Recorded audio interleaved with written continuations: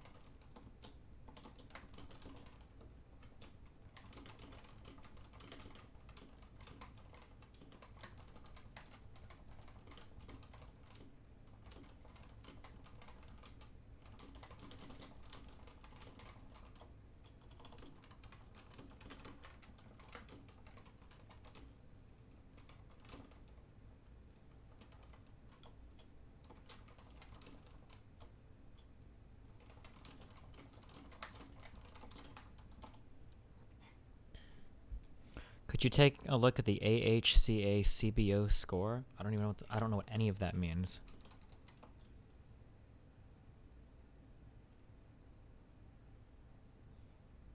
The what is AHCO or AHCA CBO? The CBO, Congressional Budget Office? CBO, what is CBO?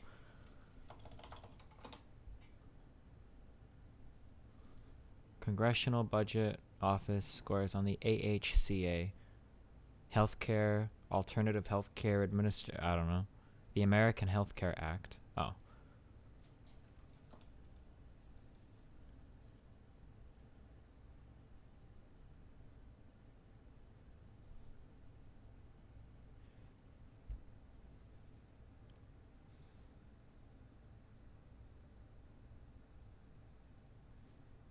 Damn.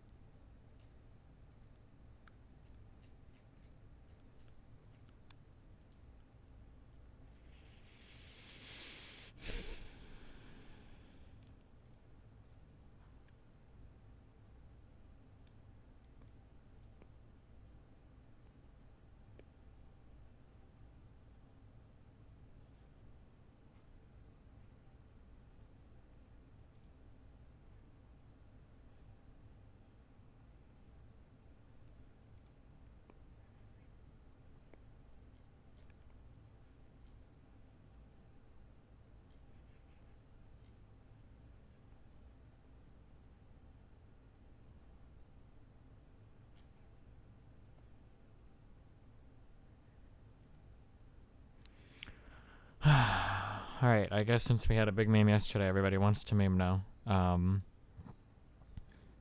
not that I mind, I guess. So we're going to talk to somebody called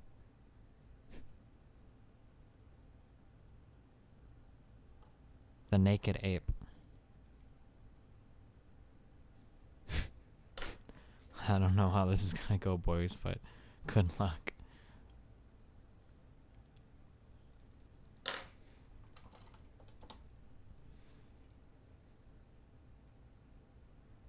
No Twitter eggs? No, I'm not doing it. This guy is a dude. I don't know, he's got 16,000 followers, right? So he's like a real memer.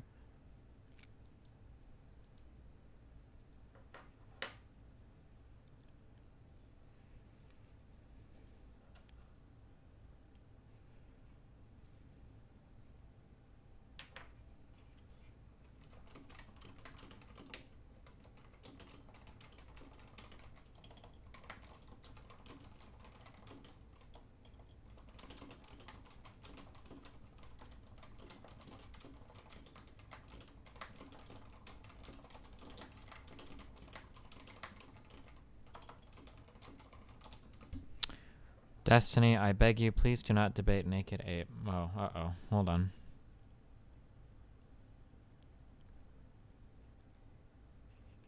I love your destiny, I love your debates, but I worry about your health a lot. You've faced many autistic challenges in the past. Wealthy blacks commit more crime than poor whites. They just need to get married. Cow farts are causing global warming. Egypt. All of these were spread out and were bad. However, if you debate naked ape, fresh out of a debate with John Tron, I feel you might gain some form of cancer. I'm not a doctor. I'm not pretending to be one.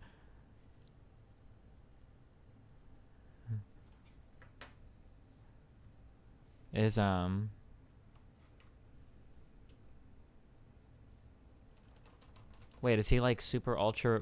I've never seen any of his shit before. This is the face of a man who has truly been emotionally devastated. Liberals are losing the culture war. Bernie Sanders is a fucking moron. All right, let's find out.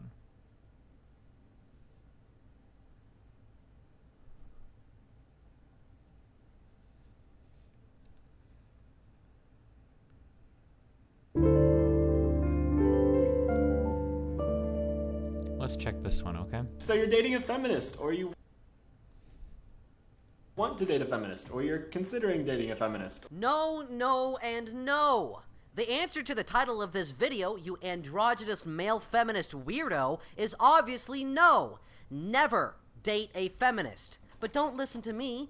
Justin gives us enough reasons in his own video to never date a feminist. So let's continue watching, shall we? Step 1, don't be a bigot. And that's fucking step 1. We are less than a minute in, and this grinning monstrosity with a face firmly planted in Uncanny Valley next to a bearded tranny and a Japanese sex doll is accusing you of being a bigot. And somehow, he thinks this video will make people want to date a feminist. Oh, shit. Oh, no. I don't know if I could do it.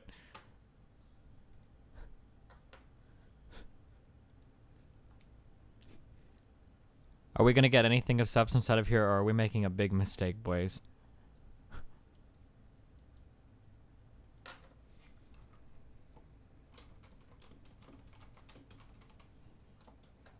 You're giving him free publicity.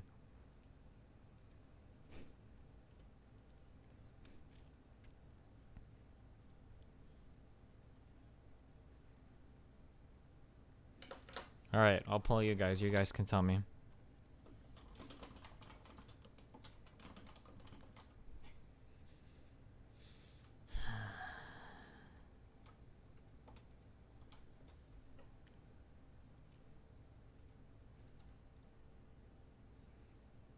Oh my fucking god.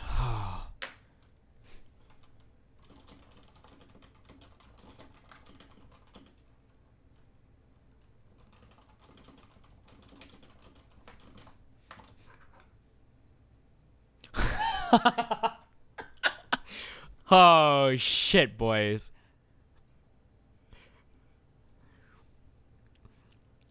I got a message from I just saw a message pop up on my Skype from that Twitch admin, the last one that talked to me about my last suspension, and I thought I was getting permabanned. Oh shit, I was about to lose it. But he said, "Thank you for your diligence with your language last night." Whew. Whew. Whew. That was a close one. Whew.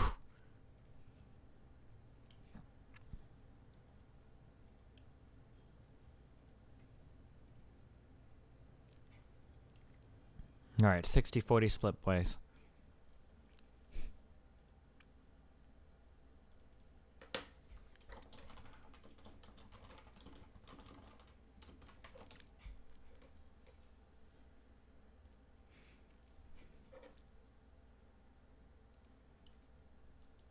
Oh god, join the ape room. That's the name of the room. It's called the ape room.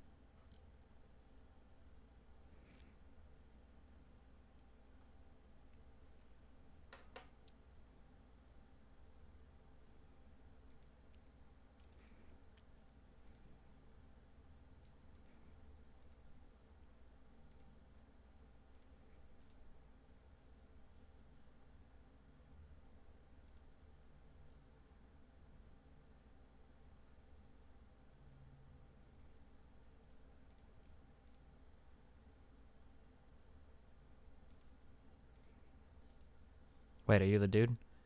Yeah, that's me. This is like how I go on Discord. Oh, gotcha. Okay, I didn't know if it was a random dude or no one on here. Because Yeah, everyone's no, different. I've done this before. Prepare your anus. I made this Discord so I didn't actually want to do a Discord for myself, but I did it so I could pretend to not be myself and troll other Discords. I actually went onto Colossal's crazy Discord and was I wasn't banned, but I was server muted for telling racist jokes. The one that got me was they started catching on, so they knew who I was. And like I am gay and I have a half black boyfriend, so I'm not racist. I have a terrible offensive sense of humor.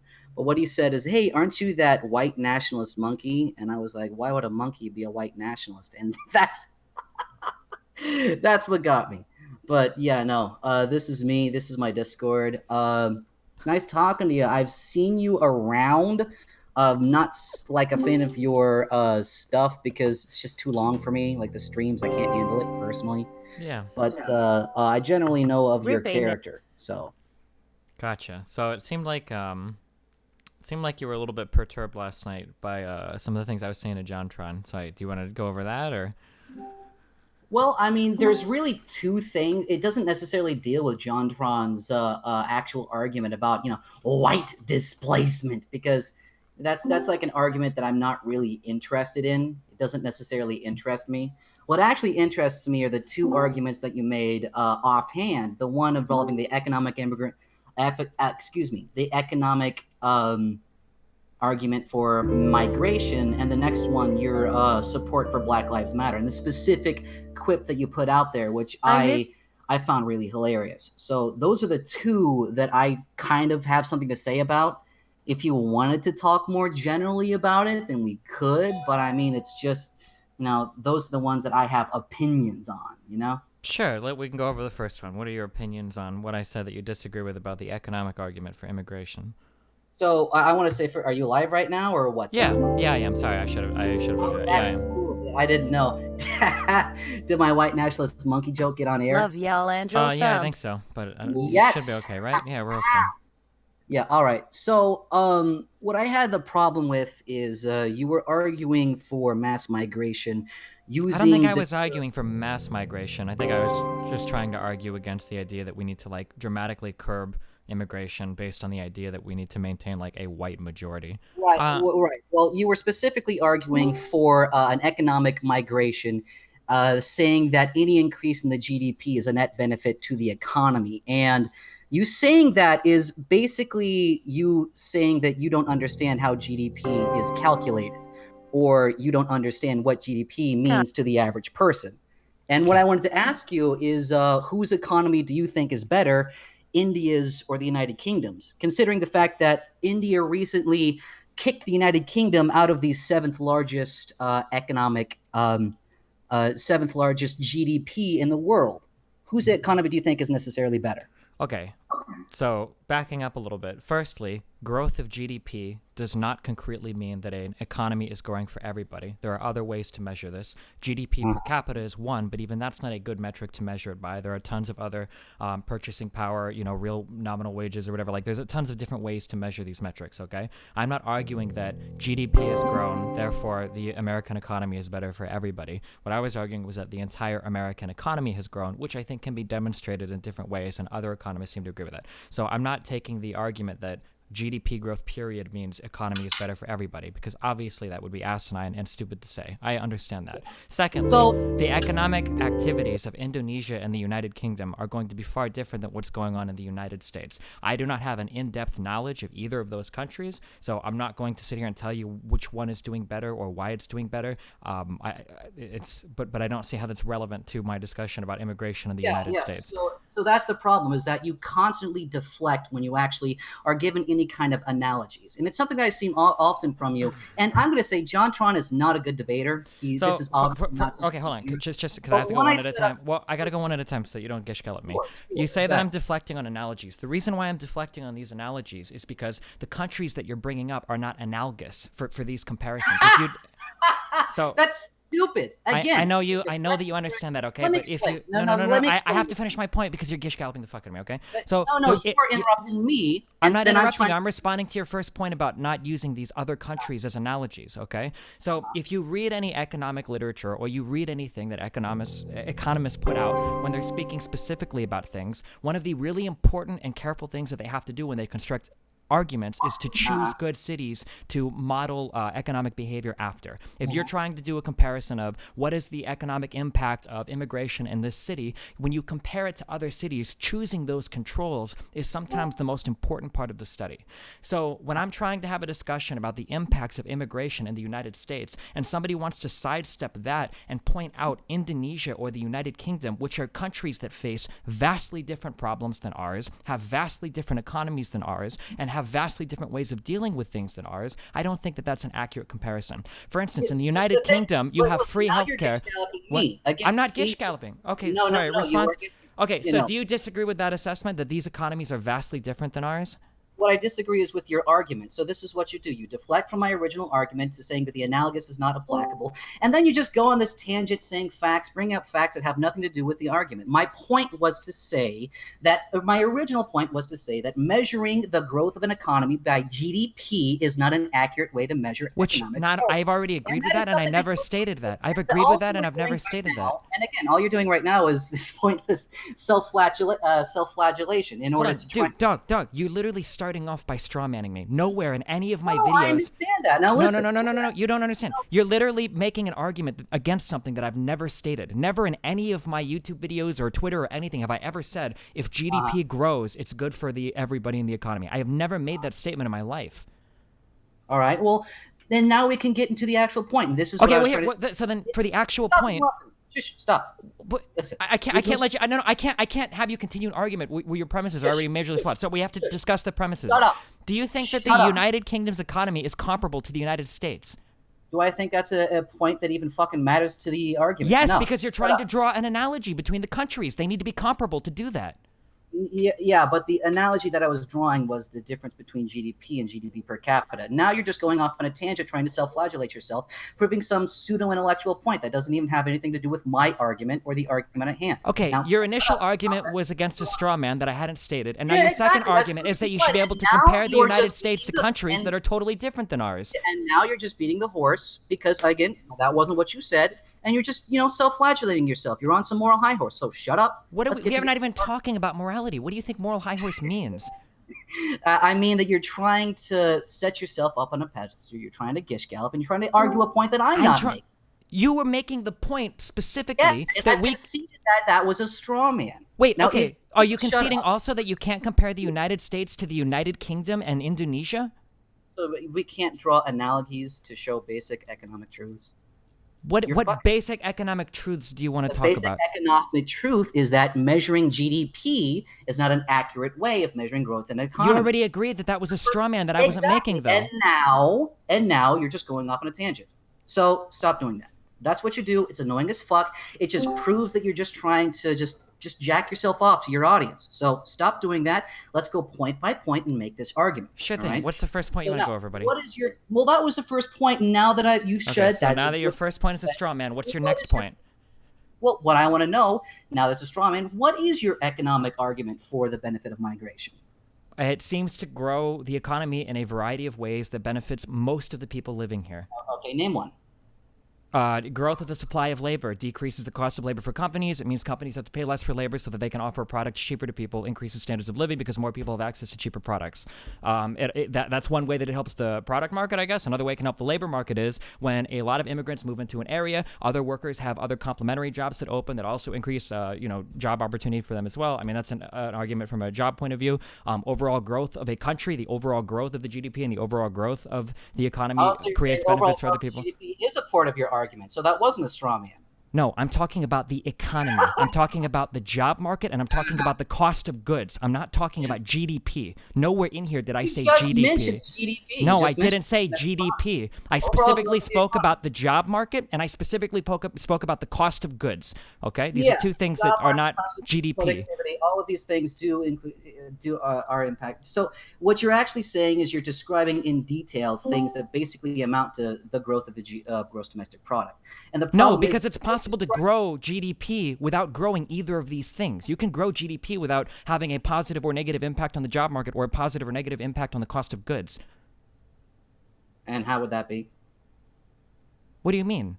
Like, how would you grow to GDP without either making goods cheaper? I don't or know. without... Think of a way. GDP is just the collective cost of all the goods and services in a society, right? You don't necessarily have to make them. There's millions of different things that go into impacting GDP. I don't know, fucking real estate, there's a million different ways of raising price on something that could impact GDP that don't relate to these two specific things.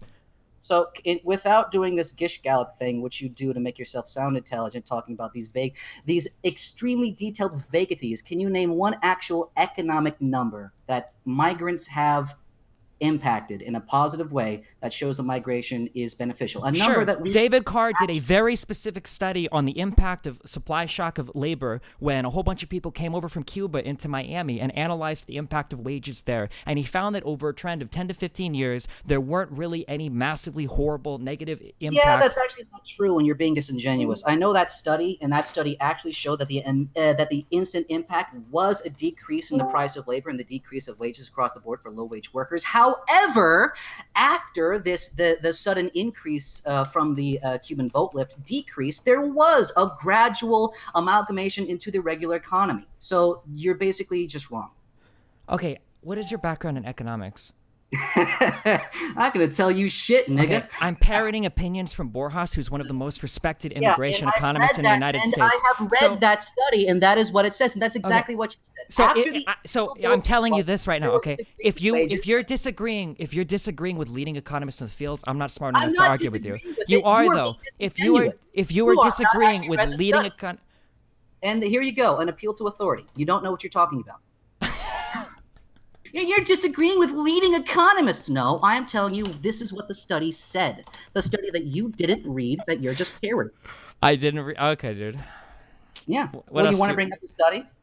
What about it? It's the Cuban boat lift after Cuba. Yeah, I know about it. Yeah, I read the fucking study. I know about it, right? There is a small depression in wages amongst non-high school graduate people for some period of time, but over 20 to 30 years, most of those seem to disappear completely. 20 to 30 years. And here's the difference. That migration was instant and small and stopped. It wasn't this continuous flow of migration. Okay, but it was also a massive supply of workers. It was a massive supply of workers. 200,000 people being introduced to this economy. So a lot of people would have made the predictions that like, oh, well, the economy will collapse here. Low-wage workers will be destroyed for generations to come, blah, blah, blah, blah, blah. But for the most part... Now you're just arguing against a straw man because this is what you do. This is what people also do with, like free healthcare. Oh, Sweden isn't this wasteland. Sweden hasn't been destroyed by God. No. That's not the argument. Again, you're building up a straw man to slap it down. The argument is that migration depletes low-wage earners. That argument is true, especially when you talk about continued mass migration. So, okay, but I never. Even if my point, you read wrong because you don't understand what you're. So. Even if your argument does have some truth to it, which it does, okay, massive immigration from low-skilled workers can have a detrimental on hyper-specific job markets, right? In the specific study we're talking about, we are talking about the average earnings of no high school graduate workers, okay, of a certain age group. There were net benefits for the economy that can be measured and are accounted for, right? Okay. The entire point... Wait. Name the net benefit. Are you talking about GDP? Because we just had that argument. How about cheaper labor for businesses? And what does that cheaper labor mean? That also means lower wages for low-wage earners. So you're basically repackaging... I'm sorry, do you know how economics works? What are you talking about, dude? Yeah, do you know how economics... Hold on, I need you to take a break for a moment. Hold on, no, I need you to take a break for a moment, okay? If you were a business and you have to pay your employee like 50 million times as much as another employee, the cost of your final product is going to be higher. Do you not acknowledge that? Again, what you're doing here is exactly what you do. What you do is you deflect from the point. You say something that sounds intelligent. It's just repackaging. I'm sorry. No, what I'm telling you is really basic, ultra basic economic. Excuse me. Let me finish my point. What you did was you said, you'll get cheaper wages. You know what? You get cheaper labor. What that also means is lower wages. So are you for or against an increase in the minimum wage? Do you think a $15 an hour minimum wage is a good idea? No, it's a fucking stupid idea. It's bigger wages for everybody, though, dude. Why is it a bad idea? Well, because it's distortionary to the economy. It doesn't. What do you mean? And artificially stemming the supply of labor isn't distortionary? Why are these two things different? You're talking about artificially increasing the cost of labor by decreasing immigration. Why is that bad? Because one of them is the market reacting, which deals with human, psychology and the basic market forces, while the other is an arbitrary wage, which is distortionary to the market. Okay, so if you're an employer and you have to either hire a worker at $20 an hour because you have no pool of labor to draw from and nobody wants to come work for you because there's nobody there to hire, and you've got to pay $20 an hour to them, versus the minimum wage goes up to $20 an hour, what the fuck is the difference of that to the businessman? Well, I mean, the difference is where that money is going and who is enforcing it and how the It's going to labor. What do you mean, where is the money going? Well, is it going to Americans or is it going Who to cares foreigners? who it's going to? It's going to labor. Because Why? I'm an American, you douchebag. And you're talking to me on a computer that you could afford. You probably have a cell phone that you could afford because it didn't cost $4,000 because it was manufactured in a country that can do it at much cheaper prices than we could in the United States. What does being an American have to do with artificially increasing the cost of labor? Funny, it just is here. Just people on the left parrot these libertarian economic talking points whenever it's convenient. It really is, because it also shows how little you understand about the economy. Because here's the thing.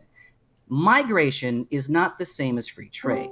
They're just not the same. So when you were going on this tangent, we can't use Britain and India to show this economic point, but here you are using the same kind of analogy when it's beneficial to you. It shows the kind of arguments that you do. It shows the kind of disingenuous points you bring up. You're calling my points disingenuous, and when I ask you, and then you literally say, and then you literally have the nerve to ask, you go, how does cheaper labor, what is that? How does that help a company? Do you have any idea how fucking retarded that sounds, dude? How does cheaper labor help a company, dude? Just because they have to pay a less wage, how is that helping the company at all? I don't know, dude. Get a fucking job and talk to your manager. Like, what kind of a... This is why I wanted to argue with you, because I knew... Because you're going to sit here and be smug as fuck without having any idea what you're talking about? How does cheaper labor help a company, dude? Because what you did was you just redefined lower wages as cheaper labor when it was beneficial to your argument. Because that's what lower wages are, cheaper labor, by definition.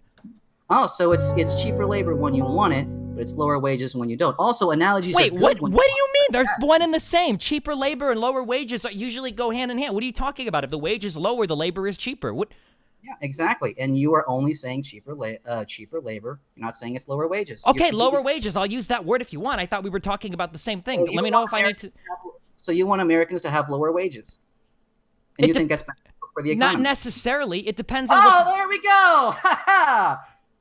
And if you would look at any of these economists that analyze these markets, you would find that just because you have a decrease in the cost of labor in certain things doesn't mean that the entire labor market is impacted. There are complementary jobs or positions and management that may open up, okay? And you also have a cheaper cost of goods at the end of the day to the average American person. If you're earning a little bit less, but everything around you costs less, that doesn't necessarily mean you're getting fucked. You're giving me this hyper one-dimensional view of economics. Like, I don't understand, like, what is your point?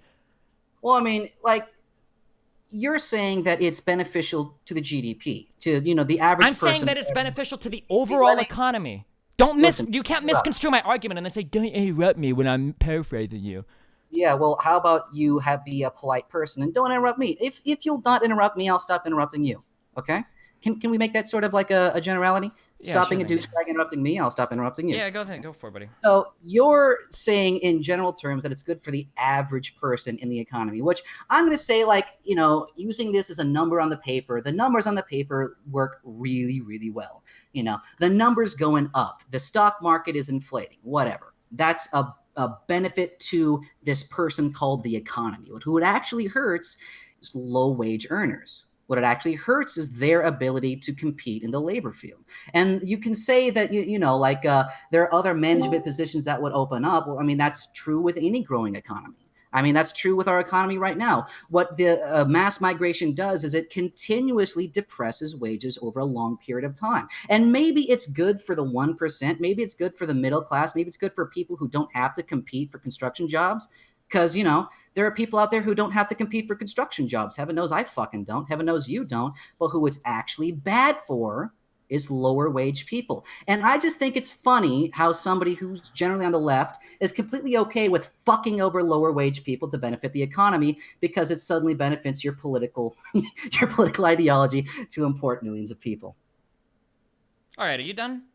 Yeah, that's okay. So an intelligent person coming at this from the idea of growing the economy for everybody would take what you said, look at it, understand that parts of what you are saying are factually true. There are people that are hurt by supply shock to immigration, or by supply shock to labor markets via immigration, okay? There are low-wage workers that are hurt. Manufacturing in America has been hurt by the exporting of jobs to other countries, right? However, the intelligent person seeks to capitalize on the gains, of which you seem to not acknowledge there are any of, and then redistribute those gains to the people that are hurt to continue to grow the economy for everybody. This is what a sensible discussion on immigration policy is. It is not, we need to get rid of all of these people hurting low-wage earners, blah, blah, blah, blah, blah, but it is instead, we need to find a way to redistribute the winnings from the people that benefit the most off of this type of immigration and redistribute those winnings to the people that are hurt most by it so that we can continue to enjoy lower cost of goods and a growing economy for everybody. Yeah, but that's not how it works. You can't just do that. How can you not just do that? What do you mean? You can't tax people in certain ways to take advantage of certain types of immigration? You can't charge people a higher fee for H-1B visas or anything? These are impossible things to do? I mean, you can, but it's detrimental to the economy because what you're talking about is like sort of, I don't know the exact economic term, but so I'm going to use philosophical terms. There's a priori and then post priori. So I'm working in the a priori, which means before the money is made, before the exchange happens. You're working in the post priori. So the problem is that before the money exchanges, when you're dealing with market forces, you're dealing with a natural and organic growth of the economy. When you talk about post priori, which is where you are on collecting taxes and everything, tax the fucking rich people so we can give it back to the poor people who we just displaced with all the mass migration, because that makes more sense. I can't. Can we move on to the next thing? I can't have a discussion on economics with you. You're not equipped for this discussion. Can we just move on to the next point? So I'm not going to argue with somebody that's going to go into like the taxes are evil. Blah, like it's not a discussion that you're prepared to have. Excuse me, that's a straw man. I didn't say taxes are evil. I said that they're distortionary because they work against the natural forces of the market. I mean, sure. I understand that you don't know what you're I understand. All taxes are bad. All social programs are bad. All of that. I understand, dude. Straw man. No, dude. I totally get it. No, dude. I'm a classical libertarian, dude. No, I totally. Can we just move on to the next? Can we move on to the next thing, dude? Yeah. Let's just move on because you obviously don't know what you're talking about. I know, dude. I can't. I'm too. So I want to say this is just a final point that we didn't bring up, just for my audience and yours that'll be watching this. The net benefit that I can find for taxes being paid by low-wage illegal migrants is $12 billion, while the net detriment in terms of roads, bridges, schools, etc., is $112 billion. Wow. So you're not measuring any of the economic growth. You're not measuring any of the benefits to the companies that are employing low-cost labor. You're not measuring any of the. Does this include like sales tax and gas tax paid by these people? Does it like? Are you including any of this? Or are you just getting like raw numbers off of income tax paid? You realize that all income tax paid by people that make less than 10 to 15K a year is almost negligible, right? Like a lot of these people pay negative tax rates. Yeah. So why would you want to import more people that are going to be paying negative tax rates? Because tax rate alone is the only way that you measure an increase in the economy. I mean, it's almost like they're going to be a burden on everybody. They're going to make lower wage earners poor, and all they're going to do is make people at the upper crust really wealthy. It's almost like you're making an argument for wealth inequality. It's almost like I said, a sensible immigration policy finds a way to redistribute the winnings from the winningness people getting, the most advantages from this immigration deal, and finding ways to retrain or rejob people that are the most severely impacted. Yeah, exactly. Let's fuck over poor people, but let's fuck rich people more. That makes sense. Anyway, let's move on to Black Lives Matter.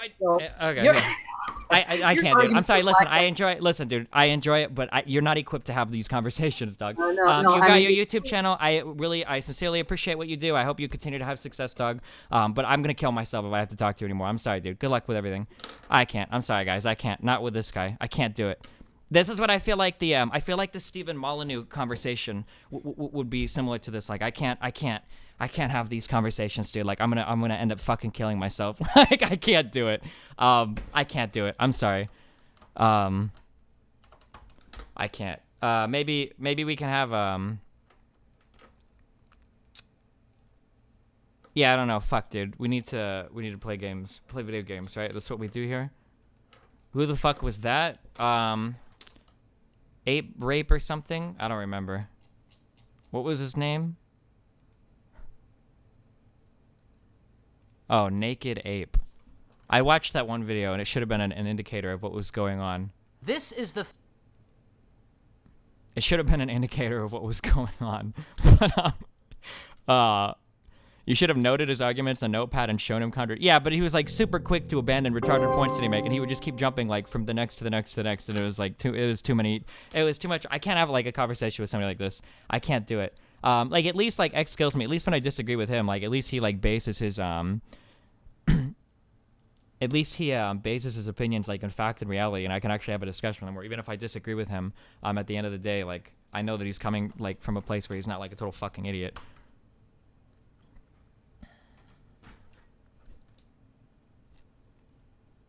He's like an alt-right leafy LOL. Yeah, maybe.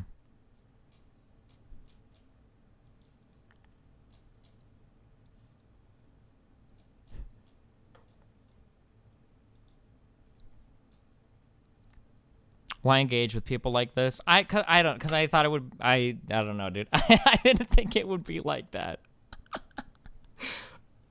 Dude, my bad. I know, I say this. I should have listened. I'm sorry. I should have heeded your warning. I fucked up, dude. I fucked up. Do you know how old that dude is? I have no fucking idea, dude.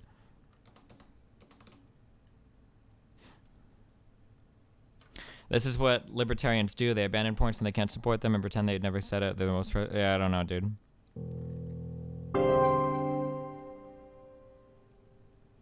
You could have played that debate better.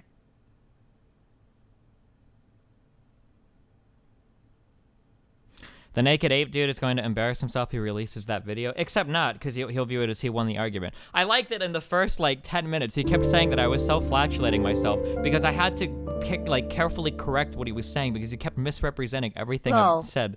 Like, well, you believe that growing GDP is the way to grow the economy. Like, I've never said that in my life. So if people kept hearing that claim that he brought up, I don't know if this is a claim that people make. GDP is only a single measure of, like, an entire economy's output for everything going on in the economy. It is not a good measure of an increase in the standard of living. It is not a good measure of the general happiness or well-being of a people. It doesn't measure education. It doesn't measure, you know, a myriad of other things, right? You can't just say that, like, this country has more GDP than this country, you know, so it's better. Like, that's retarded as fuck. Much the same way you can't say this country even has a higher GDP per capita than this country. Even that isn't an accurate measurement of an economy, right? I've literally never made a statement like this in my entire life because I know that it's fucking retarded. So the fact that he like opens it and he kept trying to go back to this idea is like it's like really fucking autistic. Dude, the guy was a fucking retard. It's okay, don't worry about it.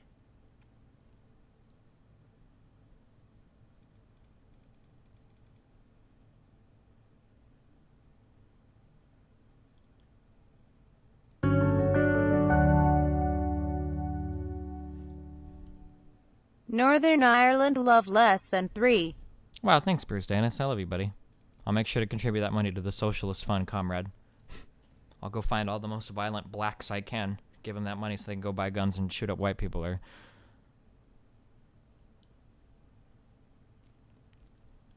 you should have ended it right when he started saying shut up over and over again. Yeah, maybe. Destiny sounds bothered. Is it because he doesn't come across as informed or articulate? I don't have in-depth knowledge of a large amount of the fields. Really, if it's outside of music or video games, I really don't have like in-depth knowledge of anything. So typically I'm parroting opinions of experts in fields when I talk about these things, right? Or an amalgamation of their opinions, right? So when I have somebody like literally telling me like this thing is wrong and they have no background in any of these academic fields or any amount of study or whatever, it makes it really hard for me to have a conversation with this person, because either one, they're insanely full of themselves and disagree with like leading thought Now on an back opinion to the or true on a certain topic, self-flagellation league. or two, they are an incredibly intelligent academic who is at a level above me, in which case I'm not equipped to debate with him anyway. If this guy is going to start tearing apart arguments made by leading economists, I mean, I can't. Fuck the Northern Irish. Why don't you just take the dick for the team and get an economics degree? Because I don't even know if an undergrad in economics would give me enough information to talk about most of these things. You're talking about like macroeconomic effects on things going on across entire countries. Like, would an undergrad in How economics do you even prepare put me up for these debating with conversations? people who are so immovable? Just finished watching the debate with Jontron, and I would honestly have a fucking aneurysm after the first 10 minutes.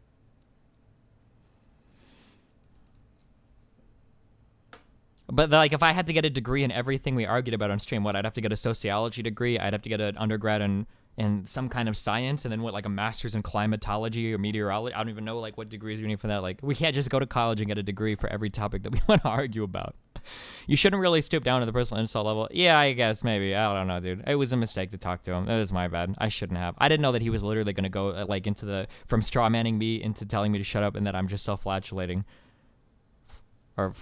Not flatulating, oh god, I don't even remember the other word now.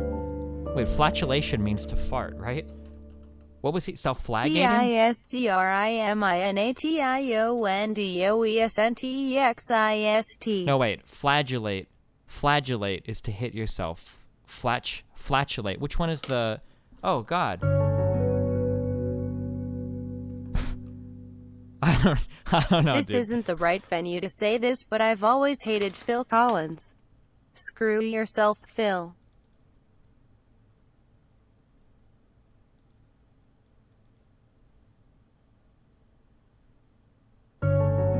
Isn't there any benefit to be had in looking at expert leading research articles and opinions and trying to figure out for Have yourself you what makes it already valid or covered the invalid? possible repeal of the Dodd-Frank Act with a Trumple? No. Hold on.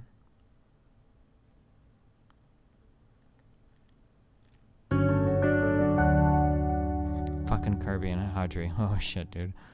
Abither for Hadri to kill himself. Wait, fuck, don't do that, he might explode, Peppy. Flatulate is fart. Flagellation is hitting yourself with a whip.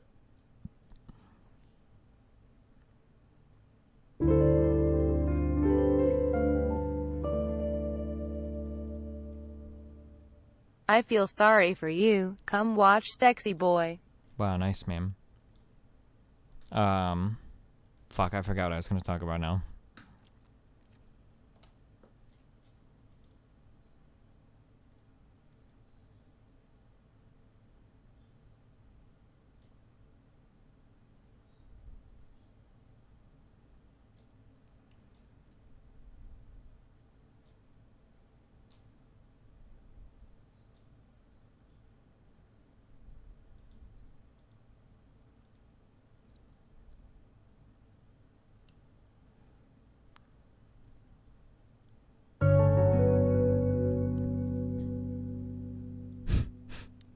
There is no such thing as a Palestinian. Can all my Hadri haters give me Damn.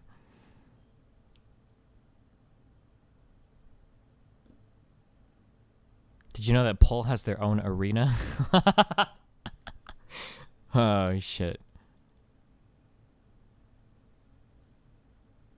The alt hype. I don't know if I can do it, dude.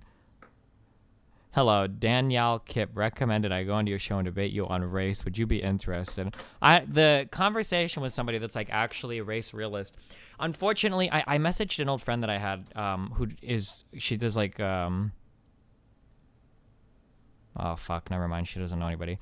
I need to find, I need to get like literally like somebody with a special background, like I guess in genetics. Would this be like PhD work or anthropology? I don't know if that would count as scientific, because the problem is when you start debating these kinds of people, they're very quick to pull out like 50 million like weird studies from like these crazy sites and shit saying that like black people are, you know, have less brain cells than white people. And it's like the only way that I can properly refute these would be to have like a highly educated person on hand that can go through these arguments. Like I'm not about to get into like a technical, biological, or genetics related argument with somebody Northern that's Ireland throwing me hates links you. from Stormfront. Destiny You know? is knows his shit. Damn, Bruce Danis. I took an anthropology intro in college. You can state me as a reference.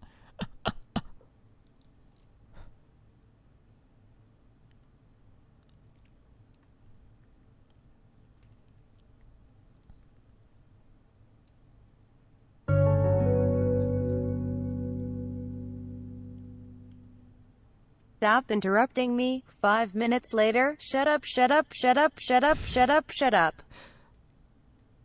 Oh, shit, dude.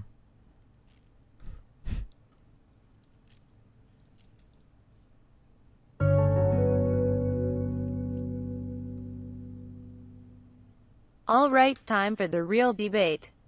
When you're cutting steak, do you cut it with or against the grain? Defend your position. Time to start a 400k donation drive to get a PhD in biology. Even if there is a biological difference, what is the point? Well, the point is that they go on from that biological difference to say, since black people are inferior to white people, we are right in as white people in keeping them out of our country. We can keep these people from ever coming here because they're lesser Don't know than if us, you've is the seen this argument. meme. It's pretty legit.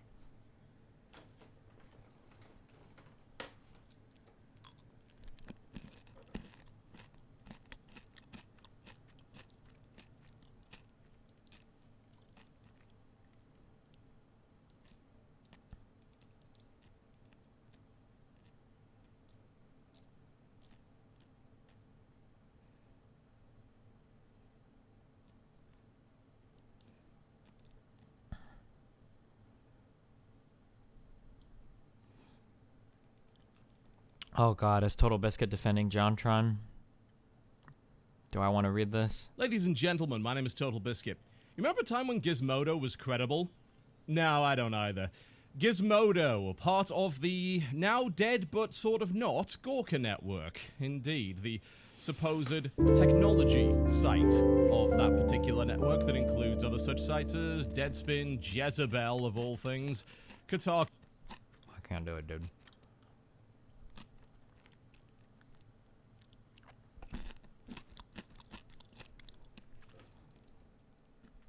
So what would you do in the middle of a debate if a PhD biologist said that black people are inferior? I mean, if that actually started to come out in terms of like actual research and actual evidence, then we would modify our opinion accordingly. Like,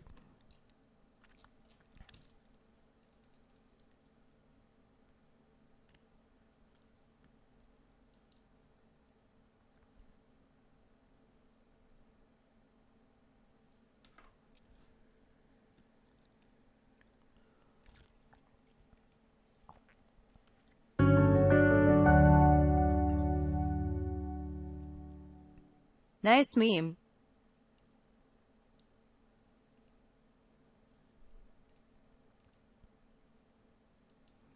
nice meme.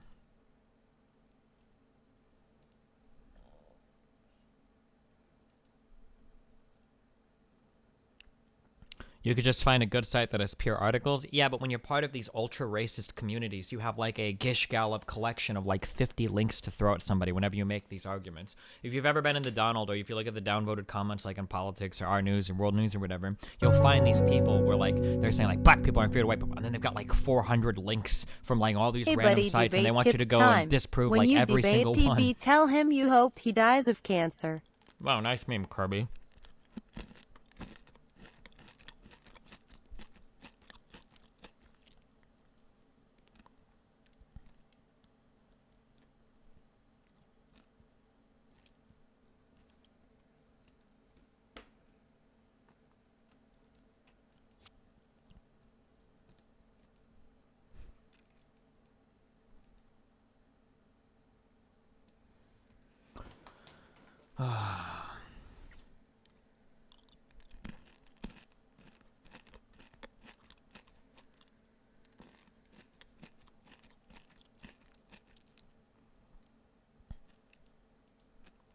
Then you can write things down like positions and work through them with the person you are discussing. Yeah, but so the problem is that, I don't know if I'm using this term right, but the problem is that sometimes when you argue with certain people, Destiny getting oil money for promoting mass immigration really makes you think. nice meme. Okay, hold on, I'm turning off donation sounds for a second. So if you donate and they're not talking, stay fucking mad.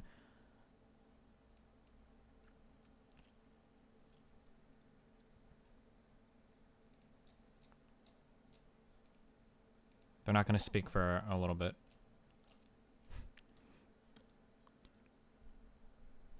So the problem with arguing with some people is that there are a lot of people that won't argue in good faith. So like, let me give you an example, okay?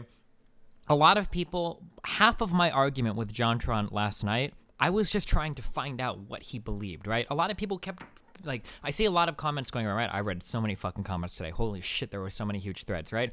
But a common trend that I'm noticing, like if you go to the Kotaku in Action subreddit, right, is that a lot of people were saying things like, I trapped JonTron into saying these bad things. Like, over half of my conversation with JonTron was usually asking for clarification on his points, right? How many times did I ask him, why is white nationalism, why is it white people become a minority a bad thing, right? Most of my conversations with people are usually asking questions to clarify their points, and then it's asking parallel questions to see if their logic, holds up, right? Are you going to be consistently logical with everything you say?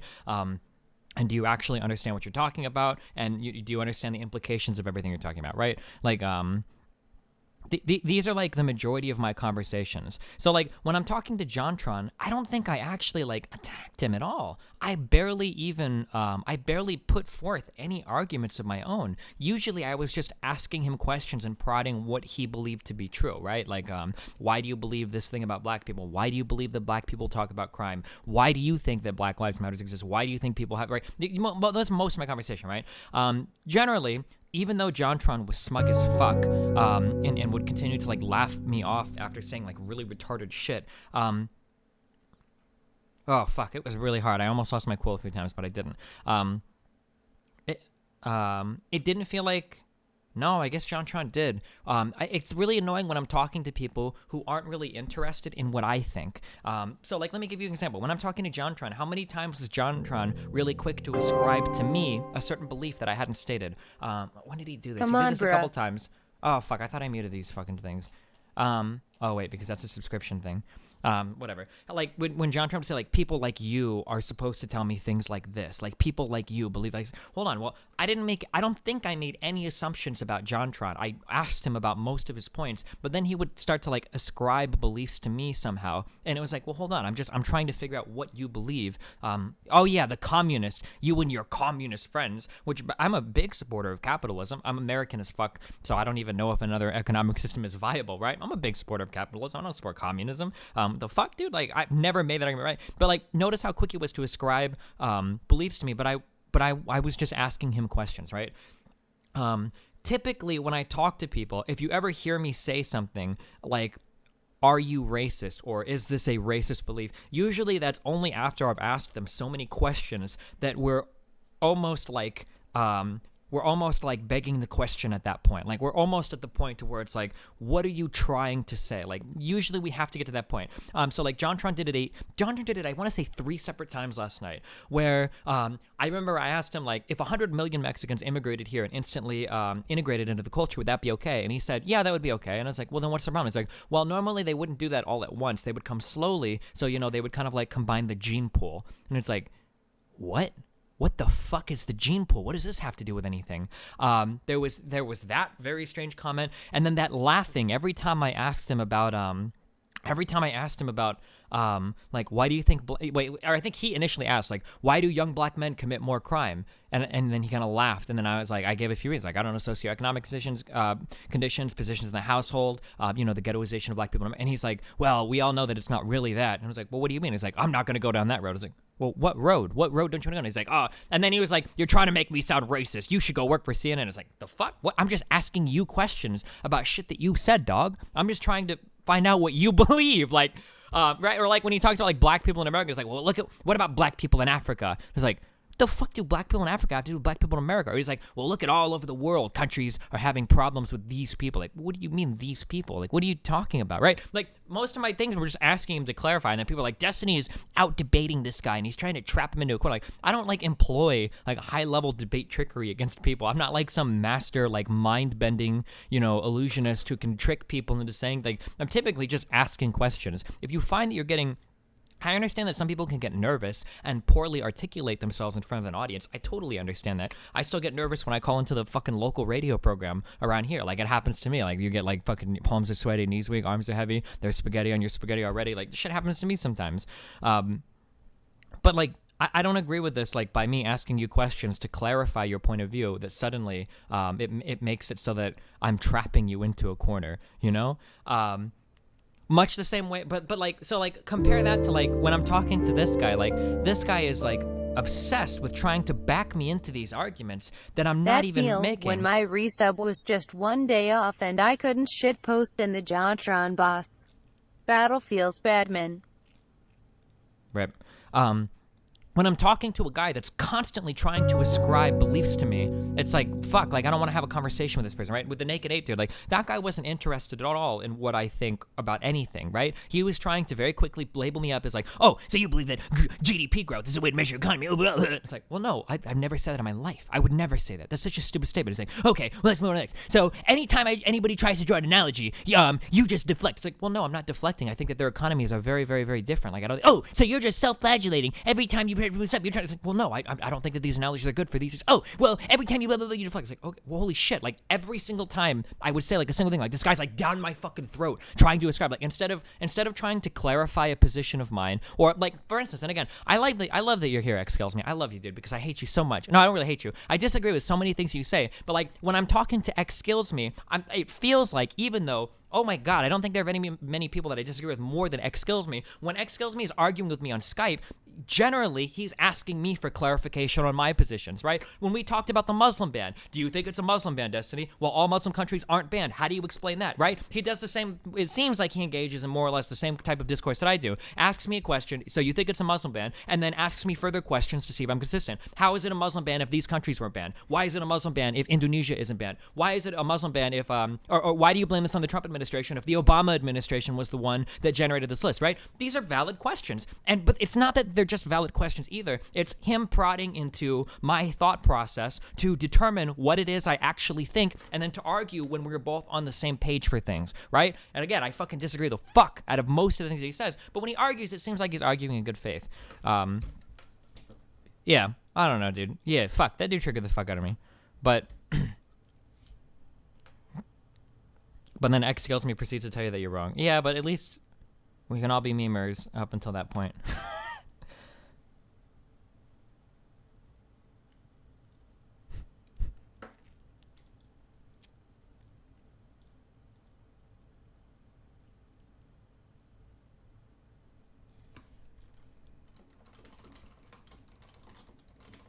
I might do Don't Starve together. I think that might be what I'm doing.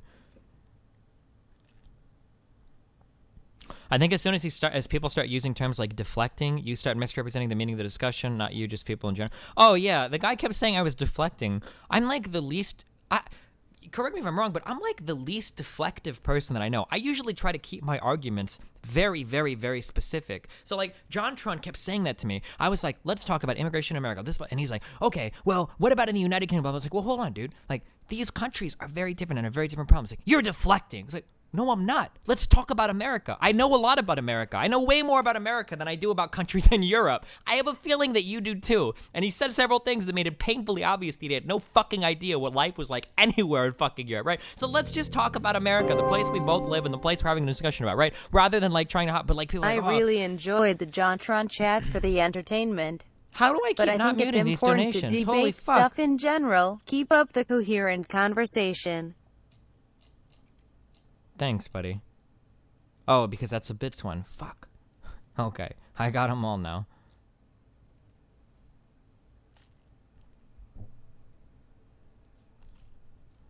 If deflecting meant getting into details of the issue, yeah.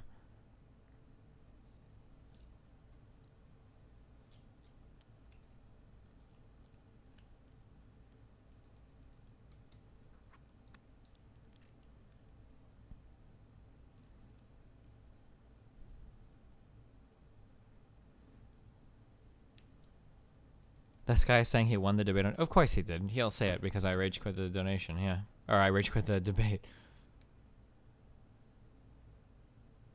This is the dude who thought out the greater good argument for possible future diversity. Don't hate him. He's not all there. Oh God, future diversity. Oh no.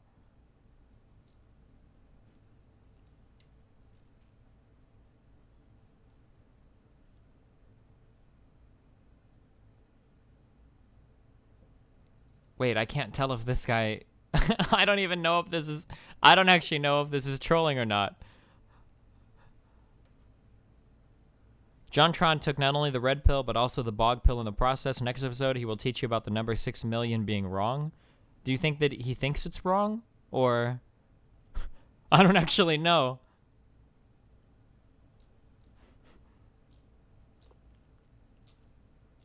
The Holocaust isn't real, boys.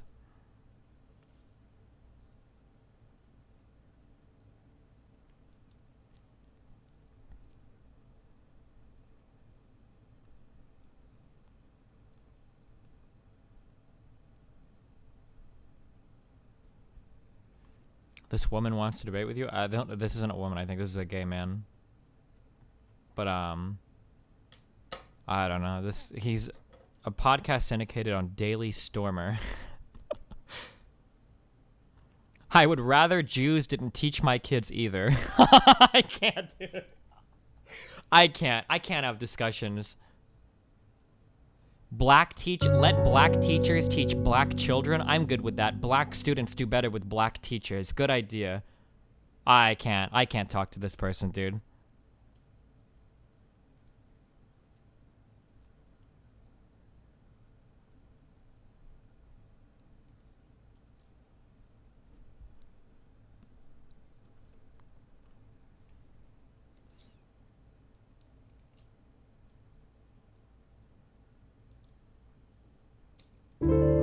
Amazing atheist shits on naked ape. This is the big neckbeard dude, right? So I can't watch this dude. I'm sorry, dude. I can't handle these YouTube personalities. This is too much for me. Fucking the amazing atheist, Thunderfoot, Sargon. These guys, it feels like, I could be wrong. I could be totally ignorant because I don't watch enough of their content. But it feels like a lot of these guys, like 4 or 5 years ago, like they found like their shtick of being like anti-SJW, and that has become like the total encompassing of all of their personality. Like, who are you? I am anti-SJW. Wow, well, what do you believe in? About what? Well, I don't know. What do you think about, like, education? What do the SJWs think about education? I don't know. Well, they think this thing. I think the opposite of that thing. And that's, like, the entirety of their existence becomes that. It's too many memes for me, dude.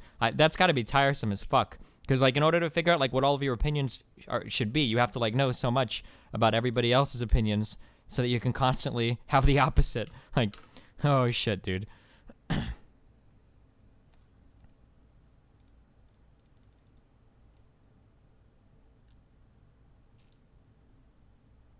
Destiny, what's wrong with that? Because... Listen, we can do this via mathematical theorem, okay? If this thing is stupid, okay? This being stupid does not mean that this thing...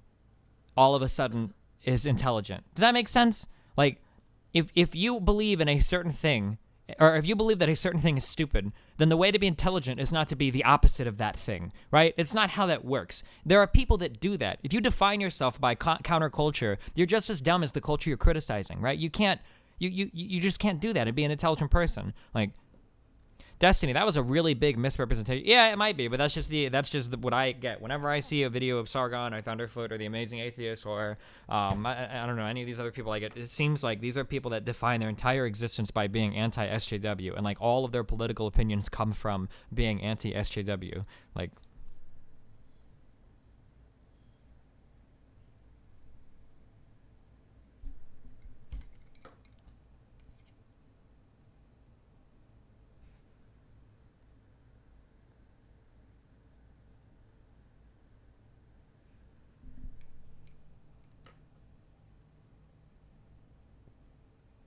I love all the anime and Pepe avatars tweeting at me.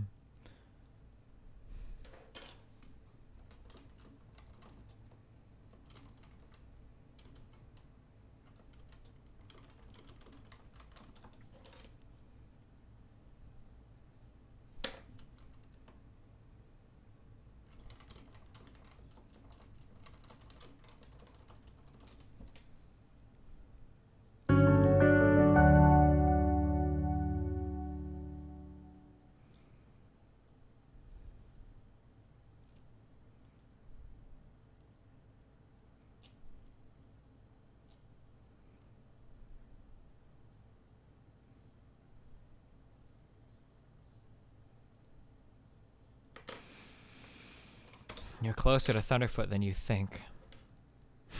People said the same thing about me and Milo. Fuck off, dude. The telling thing, I didn't want to say this before I clicked the video. I didn't want to say this because I clicked the video, but I already fucking know. I'll try to extrapolate, okay? The telling thing about these videos is that when they make these videos, you can see the kind of audience that he's cultivated. Notice that when he calls out Lauren Southern, notice that half of his fucking fan base like revolts against him, right? I'm willing to bet that if Thunderfoot has a video on Brexit, that the like-dislike ratio is probably similar. Oh, fuck, it's not. Okay, never mind. Oh, he got me, dude. Maybe it's because both people like Sargon. I guess he's got like a few dislikes on it, but... This happens on my channel anytime I start talking about social issues. People get fucking mad as fuck. Or people brigade my shit. I'm not actually sure what's happening anymore. It's hard to tell. Oh yeah, here's another one. Impact of Brexit on UK science. Yeah, this is pretty disliked.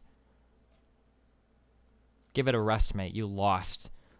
I like this new meme that's been coming out. You lost. Like, oh, okay. Well, one side won the election, so I guess that means that all, like, discourse on the other side needs to die. Like, thank you for reminding me. Like, what? This doesn't even make sense. What?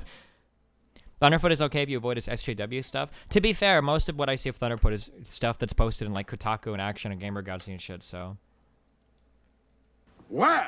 All Brexit leaders flee the singing shit. Okay, no, I stand by my original thing. Maybe the other people just like Sargon a lot, so they felt the discussion was unreasonable. Like, yeah, it looks like most of Thunderfoot's videos about Brexit are pretty heavily downvoted. No? The EU is not Europe.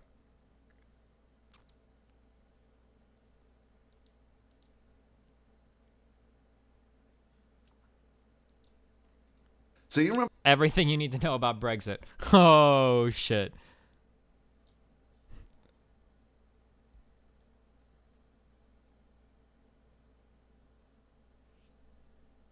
You highlight text when you read stuff? Oh, no, I just do this because it's a fucking habit.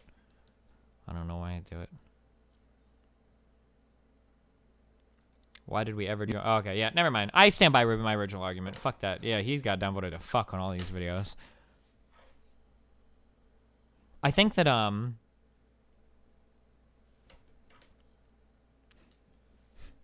have people that subscribe to me just to, like, thumbs down my videos, too. I see it happen sometimes. This one is probably going to hit, like, a 50-50 split. Oh, it's better than I thought it would be. Oof. I like this meme that's getting passed around. I asked somebody about it because I saw it posted here. Apparently, a bunch of people are coming in to, defend JonTron, about the richest blacks are more violent than the poorest whites. And I guess a meme that's getting passed around is,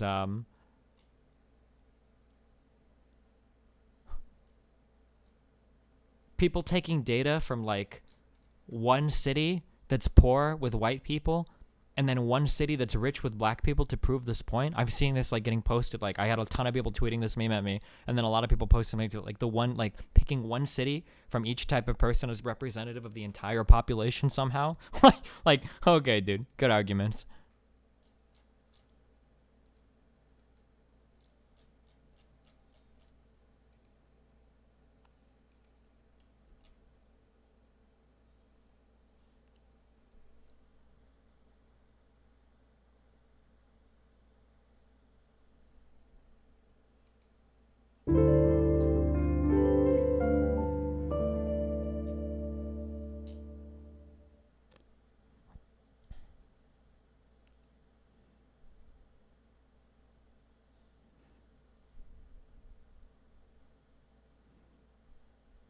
What do you think the reason is for JonTron using the European analogy so adamantly? Oh, so every time I want to talk in depth about this, I want to use music as an example, but it's really hard for me to do that because in order to have a conversation about this, I feel like I want to talk about very technical things that go over most of the audience because my background would be talking on music. But like,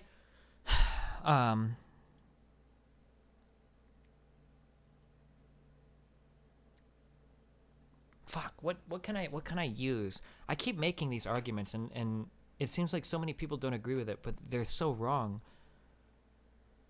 Can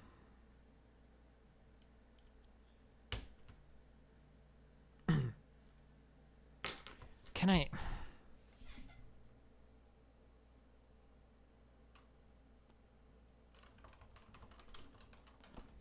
Can I use a music argument?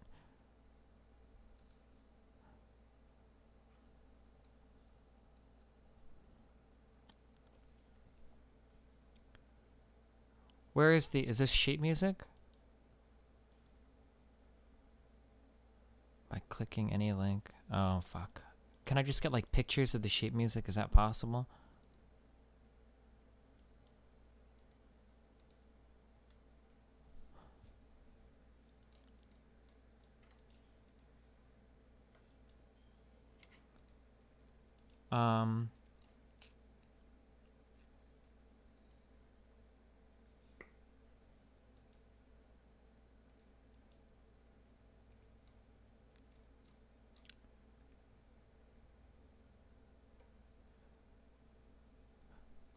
Fuck, do I really want to do this?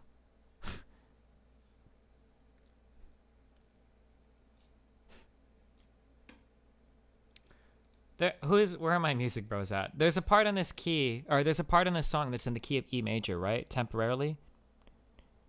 So like, fuck, I don't think I want to do this. I'm going to explain this analogy. I don't know if this will make sense or not, okay? Tonality in music, talking about having a tonal center to a piece of music, is a relatively complicated thing to get into. Depending on the particular piece of music, you can make different arguments for tonality, okay? You can make different arguments about the overarching structure of the piece, okay? In order to engage in these arguments, you need to have a background in music to do it. You cannot take out a piece of information and just say like, oh, well, this piece, is in this key because I see this here, right? The problem when you're arguing with a lot of people about complex economic or immigration related instances is these are people that typically want to take like one little piece of information and then try to say like this proves their argument, right? So like imagine that you're talking about the piece Moonlight Sonata, okay? This piece is in the key of C sharp minor, okay? Period. That is the key that the piece is in, okay? And I can prove this to you by going through and analyzing piece by piece every single part of this piece of music, okay? I can tell you what every chord is. I can tell you how all of these chords function. I can point out all of the major cadences that establish tonality, okay? I can point out the overarching structure of the piece. I can even point out the overarching structure of this piece in the sonata form for all three movements, right? To prove the tonality of this piece, the original intention of the artist, and how you perceive it as a person because of what I understand about music, right? I can do all of these things because I understand a lot about music, because I have a background in music, okay? And I can do all of this. However, what I see people do, like Ben Shapiro, who have no educational background in the things that they talk about, is they will go for like one piece of information. So for instance, in this piece, in the Moonlight Sonata piece, there is parts of this piece that have a key change. I believe there's a key change to like to E major at some point in here, right? And they will take like this one part and they'll be like, well, actually, this whole piece is in this key. And then you're like, well, no, that's not true. And they're like, well, really? How do you explain these measures? And I was like, okay, well, these measures are just part of like, okay, look at this. This is in E major. This part points to E major. And look at this. This is in E major. And technically, everything they're saying is true. But just because that's true doesn't make your argument true. You're missing so much of the context of why this piece is in C sharp minor, but because they'll find like one or two facts to grapple on with, and they'll be like, well, look, you can obviously see that, like, I mean, look, I've got this fact here, right? This is indicative of an E major piece, isn't it? Yeah, it is. This is indicative of like E major cadences that establish E major tonality, right? Okay, yes, it is. Okay, so then how are you going to tell me that this piece is in C sharp minor? How are you going to say that when I've already proven all of these E major points? Like, well, because you're missing the bigger picture. Right, what? Because it doesn't fit your narrative?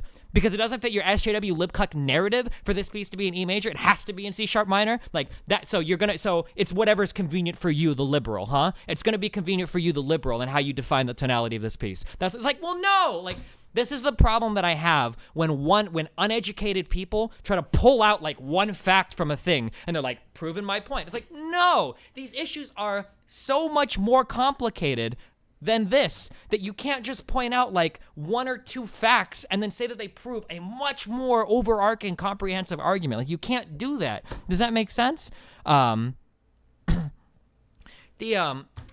when people talk about, people can say, like, why did you keep JonTron from going to Europe? Because JonTron didn't even know what the fuck he was talking about for America. I don't want to go across the fucking Atlantic Ocean to find totally different countries with totally different sets of problems and then try to act like these are completely legitimate analogous comparisons to American society. It's not. The experiences that we have are vastly different across all of these countries. Like, the welfare state in Europe is much, much, much higher than the welfare state in the United. This is just one dimension, okay? In Europe, if you immigrate to a country, you are entitled to way more social services, healthcare, education, and all this shit that you don't get in the United States, right? That dramatically changes the impact of immigration, both legal and illegal, in these countries, right? Illegal immigration or immigration in general is going to hurt you a lot more if there is a higher welfare burden on the populace. That's just a fact. I acknowledge that, right? If you're providing way more free services to people coming into your country, then maybe you do need to be a little bit more selective about who comes in, or maybe you need to modify what services you offer these people. That's just one thing, right? There's a million other things that make these incomparable places, right? Well, you can't just say, well, let's just compare these two things because of these people, and then try to make that argument that these are analogous, right? I got mad at the Naked Egg guy for doing it, and I wouldn't let JonTron do it. I didn't want to run off into that direction because, no, dude, it's way more complicated than that. And personally, I don't like digging into the nitty-gritty facts because I don't think I have the contextual background to discuss all of them. This is why I usually cite economic opinion from leading economic authorities. I'll usually cite articles, or I'll cite other people that do have comprehensive overviews of the things they're talking about, because I know that whatever kind of interpretation they give is going to be contextualized because they have a career in fucking analyzing it. I'm always going to trust a person that spent their whole life studying macroeconomics to tell me something rather than me reading a report and figuring it out myself, you know? Like,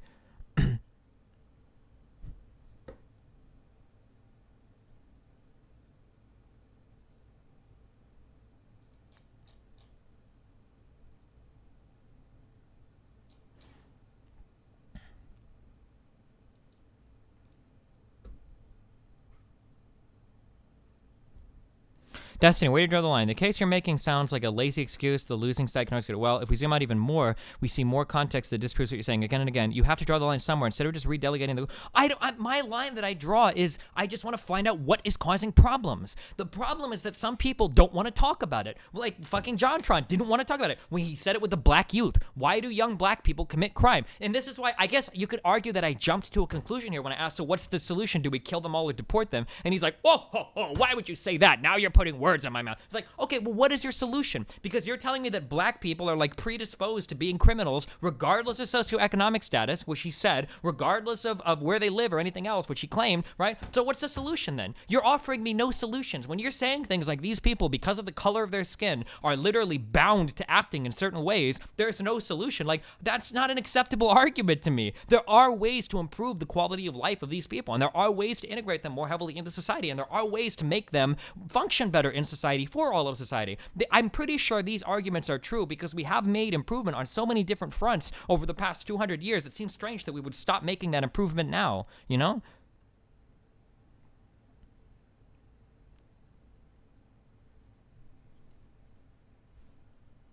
How come it's okay for you to argue with people in politics but not Ben Shapiro, even though you're both uneducated? Can you attack his political stance instead of convince me I'm open to being swayed, not a troll? Because when I'm attacking Ben Shapiro, I attack his experience because he's saying that experience is irrelevant. The difference between me and Ben Shapiro is that I will quickly defer a topic to an academic expert because I trust that they have the necessary credentials in a field to argue something at a much more comprehensive and competent level than I can. You will not hear Ben Shapiro say that. On the opposite, Ben Shapiro will take people he disagrees with and then say, like, well, sociology isn't a legitimate field of study, and then go on to make a video showing why he has no idea how stats work and is putting forth malicious or intentionally misrepresented arguments to make all Muslims seem like fucking radicals or whatever, right? Well, maybe if you would have taken a couple sociological classes, maybe you would know that this video was a bunch of fucking bullshit. Like, I've brought this up on stream before, but I know there are a couple new people here, right? So here's an example, okay? Ben Shapiro, Muslims, okay? Ben Shapiro has a very popular video, 2 million views, and he goes through on explaining why the majority of Muslims are radical, right? But the way that he does this is by cherry picking the most favorable stats he can find from a variety of polls in the country that support his narrative. And sometimes his polling is as vague as, do you support Sharia law, right? Which means different things in different places, right? You could probably poll Americans, do you support biblical law? And you would find maybe similar numbers or very high numbers, probably. America's probably a little bit more secular than depending on the Middle Eastern country you're picking. Maybe not like Indonesia or some shit, I'm not sure, right?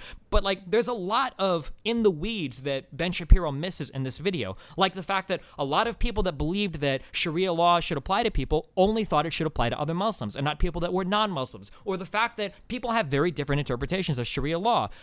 Saudi Arabia interprets Sharia law a hell of a lot different than Bangladesh or Indonesia, right? Or even Americans that are Muslim. The 4 million Americans living in the United States, the 4 million Muslims living in the United States do not have the same views of Sharia law as the Muslims living in fucking Saudi Arabia. Or the Christians in the United States do not have the same views of biblical law as people in like fucking Sudan or some shit, right? Like, and again, like to go like,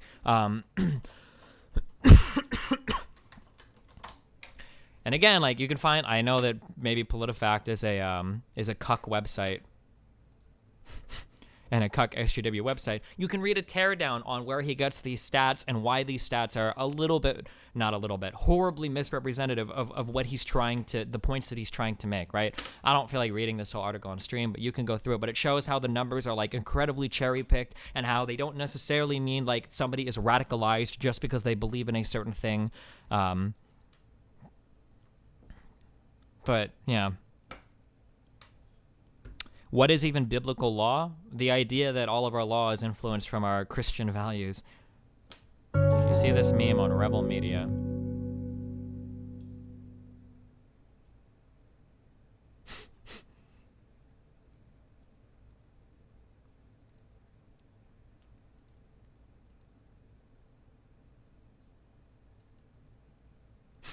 Nice fucking meme. That gets a retweet. Good job. Paul Joseph Watson has the same problem whenever he starts tweeting. It's pretty funny. Look at Americans in the Ten Commandments and wanting them to be written above the courts and shit. Yeah. I think even in a lot of parts in Germany, you guys still, like, a lot of places are closed on, like, Sundays and shit, which I thought was really weird. That might not be true, like, in your major cities, like in Berlin and shit, but, like, in Krefeld, like, I think almost everything was closed on Sunday. It blew my mind when I was walking around and there were so many closed places, like, midday Sunday. I was like, the fuck is going on? And the people there were telling me, like, oh, well, you know, in a lot of smaller cities in Germany, everything is closed on Sunday. Like, that's just literally, I think they said, like, within the past couple years that it finally started to change. I don't know how true that is. It's just what I was told when I was there. Maybe that's not... completely representative of all of Germany, but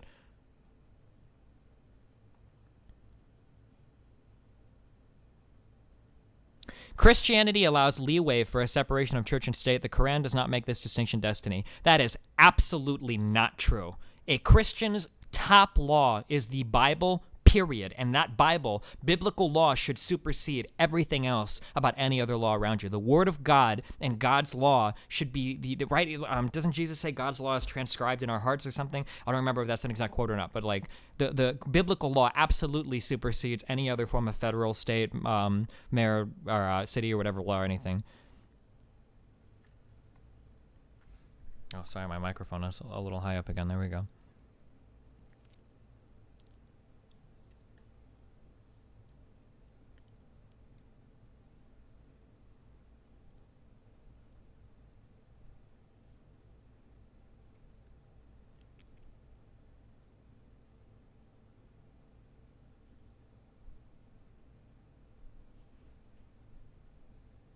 The Word of God says to uphold state law unless it conflicts. You're saying what I just said.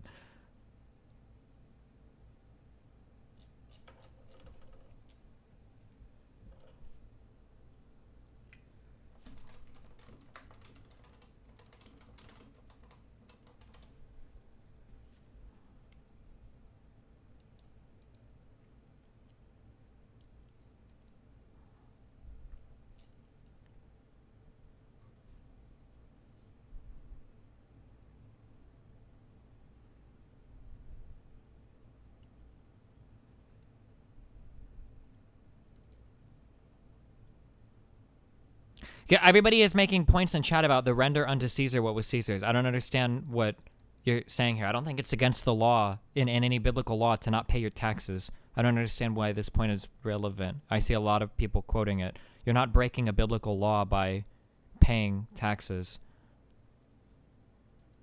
But I don't know.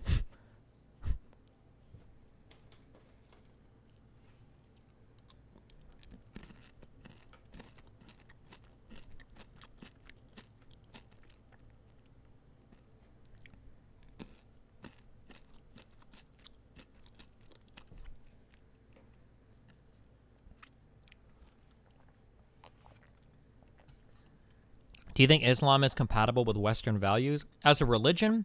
No, but Christianity isn't either. I don't think any religion is comparable with Western values. I think that most Christians in the West have become a lot more secular than they like to admit. I think that Islamic people in the West are a lot more secular than Islamic people in the Middle East. I think that people in the West tend to be more secular, period, than other people. I think that most part, secularity is the direction that we are headed in, and it is good for values. I don't think that becoming more Christian or more Islam or more anything else is like the way to go forward.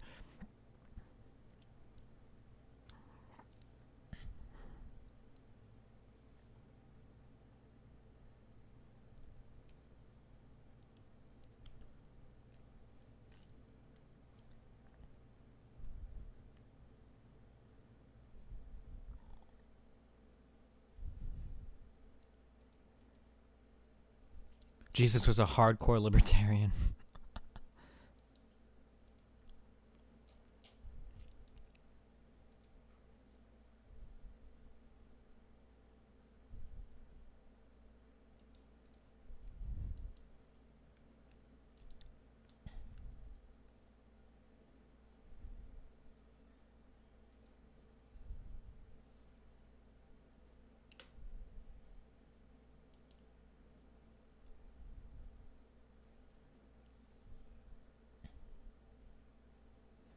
Naked Ape takes the literal interpretation of appeal to authority and translates it into it's bad to cite credible experts. Yeah, Ben Shapiro does the same.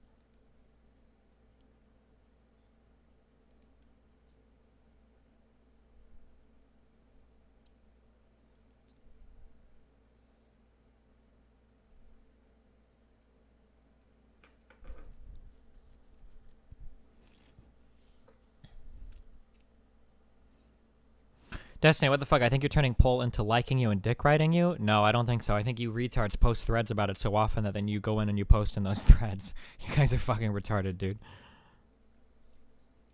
Destiny, look at the dislikes now. Wait, you can dislike tweets? Oh, never mind. Nice.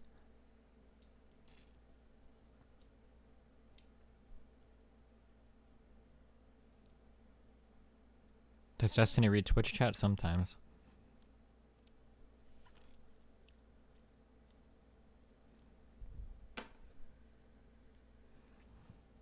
That just means you're displacing the population in Poll.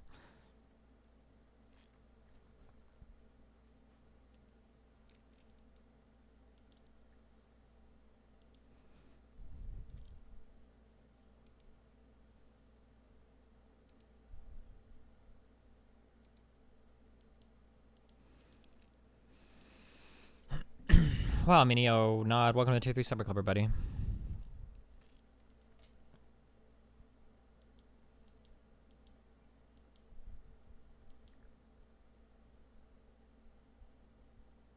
I just want to let you know that there's a good chance that the 80% Christian Norway thing you looked up online could be a hoax, at least in Iceland. They just you automatically send to the Christian church and have to manually opt out of it. Oh, maybe. Final Fury, I believe, was Norwegian in chat. And I think he was saying that, I think he was Christian, and he was saying there are a lot of Christians in Norway too, but that's just one guy. I don't know. I could be wrong on that.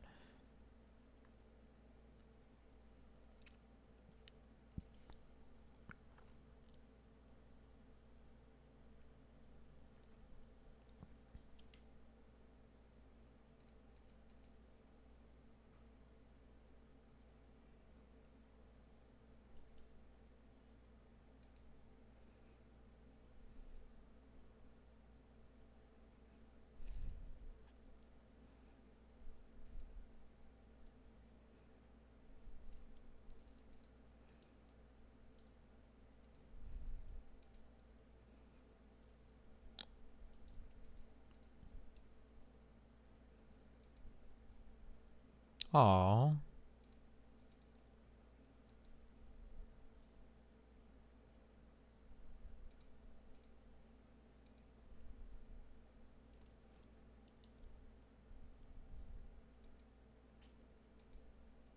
How do you feel about the constant increase in practicing Muslims in Europe versus declining Christian numbers? I mean, I consider declining Christian numbers to be a very positive thing. An increase in practicing Muslims, I guess if more Muslims are coming, it's probably to be expected. But I would hope that the overall like percentage of Muslims practicing would be decreasing as well. But I don't know. I'm very anti-religious, so.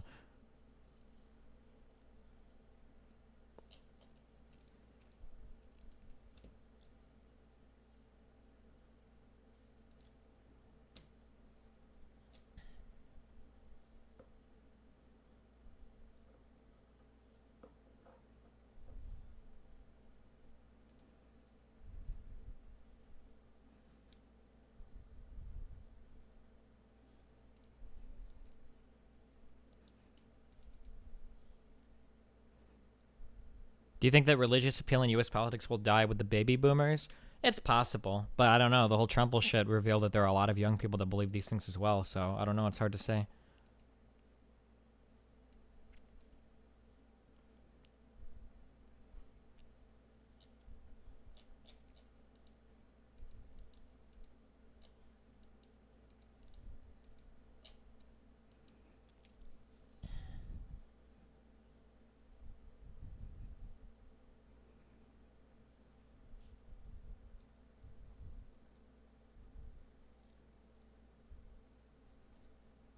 Why do you think Muhammad and Jesus were equally violent? I don't think they were equally violent. I don't think Jesus, there was only one instance of violence in the Bible of Jesus, and that was when he flipped the tables in that temple because people were gambling and shit. He was really fucking ass pain about that. But he didn't actually hurt anybody. I don't know enough about Muhammad. Wasn't he like a fucking warlord or some shit?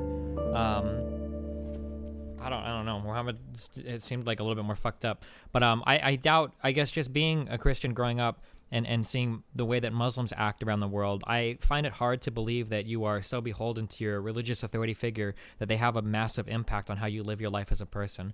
It seems like religion gets filtered down through so many levels that people's interpretations of holy texts dramatically vary from region to region, you know? So...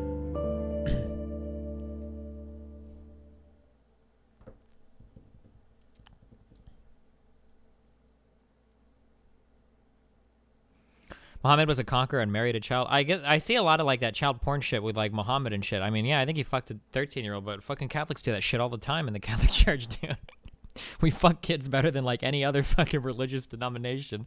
Well, I don't know if that's true. I'm sure in Africa there are places where it's probably legal for Muslims and Christians and shit to marry fucking 9-year-olds and whatnot, so. Depending on the... oh, shit. Isn't there a meme video? Isn't there a meme video of me flipping tables like made like 5 years ago?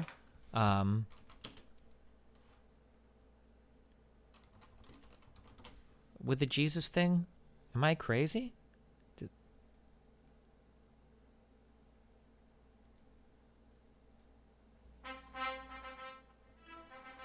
The Rocky days? It was a Quantic meme? I can't listen to myself. Never mind. I'm not doing it. All right, never mind. We're done with this. Oh, fuck.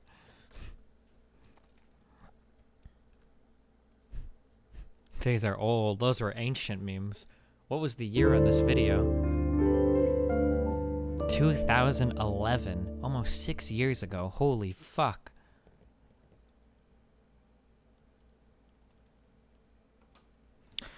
I know you take issue with Ben Shapiro's views on sociologists, and I agree with you. That said, do you agree with distinguishing some fields of studies being less reputable than others?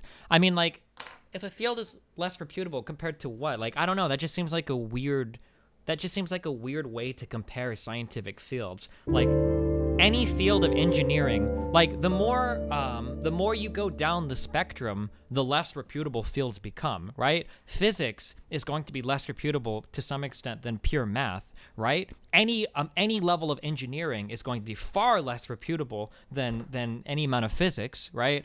Like, any amount of And then I mean, like, you know, any amount of like psychology or whatever is going to be a lot less reputable than like biology. But I mean, like, when you move into areas that are harder to study and harder to get like concrete quantifiable data on, I mean, of course that's going to happen. But I don't think that that's a good way to like analyze a field of discipline and be like, oh yeah, like, you know, this field is so much shit compared to this one, we just shouldn't listen to it at all. Like, well, that doesn't make any sense, you know? Like, I'd ask what you mean by reputable here. Well, like, there are people in chat that I assume the question is leading into making the argument that, like, well, psychologists get a lot wrong, or, you know, economics is a soft science. Like, well, yeah, but what is your alternative? It's not like there's a hard version of economics. Like, these are soft sciences because the data is oftentimes on a very macro level. It's very hard to collect. It's even harder to draw experiments out of it, right? And to get meaningful conclusions out of, like...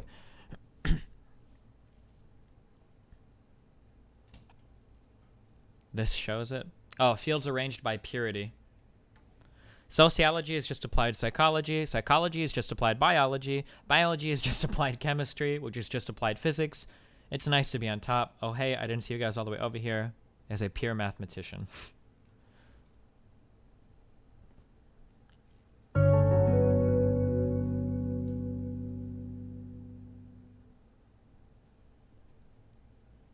You demonize Ben Shapiro for having concerns about Muslims, but you think it's a good thing if less people practice Christianity? No. I think that people should have concerns about Islam. I don't like it. I think Islam sucks shit, dude. I wouldn't advocate anybody being fucking Islamic. And I think hijabs and all of that shit is fucking stupid as fuck. But there's a difference between criticizing a religion as an atheist versus criticizing religion as a Christian who rapidly or rampantly supports Christianity and its, you know, expansion and whatever shit into the West. Like, if you're an atheist and you hate all religions and think that all of them have these massive problems with them, then by all means criticize Islam. But if you're somebody like advocating for, you know, the restoration of Christian values and shit, and then you want to shut another religion, it's like, okay, dude, well, I mean, that's kind of weird. Like, I don't even know what position you're talking about, you know? Like, you're saying that, like, the hijab is a horrible, oppressive thing to women, and then in your next breath, you're saying that all women that wear two-piece bathing suits are whores and sluts, and that women that wear short skirts are disgusting, subhuman bitches that deserve to be raped and shit. It's like, well, fuck. Like, I mean, that's kind of sounds like you're making the same argument, dog, right? Or in one breath, you say it's horrible that in Saudi Arabia, women aren't allowed to drive cars and they should have equal rights and blah, blah, blah. And then when you come to the United States, you're like, well, I don't know if women are really able to do all these jobs. I don't think that women should be in these fields. And also, you know, women probably shouldn't be allowed to get abortions. Like, okay, well, damn, dude, it sounds like you're making a lot of the similar arguments. Like, your rationale seems pretty same as the other dudes. Like,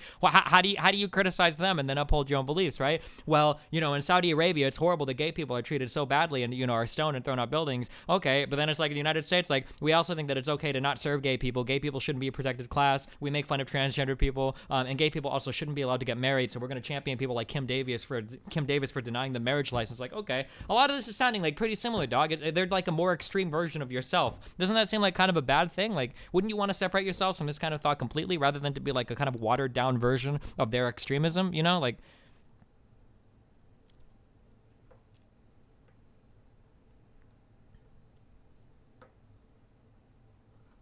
why does the main character have to be gay? Yeah. They criticize them because they are brown only. I try not to jump to that conclusion, but goddamn, dude. When all of your criticisms are against brown people, against Muslims, against Mexicans, and then fuck black people, and fuck, you know, Africa, and fuck South America, and it's like, at some point, like, you kind of start to wonder, like, and like, I want to be proud of white culture and white pride, and I think that whites have become a minority and blah. It's like, okay, dude, at one point I have to wonder, like, is the racial component like a really big deal to you? Like, I'm starting to wonder, dude. You haven't explicitly said anything racist, but I'm really starting to wonder, dude, because you're really going down that path. A lot of what you say kind of sounds like you really fucking hate people that are like a certain shade of brown or darker, you know?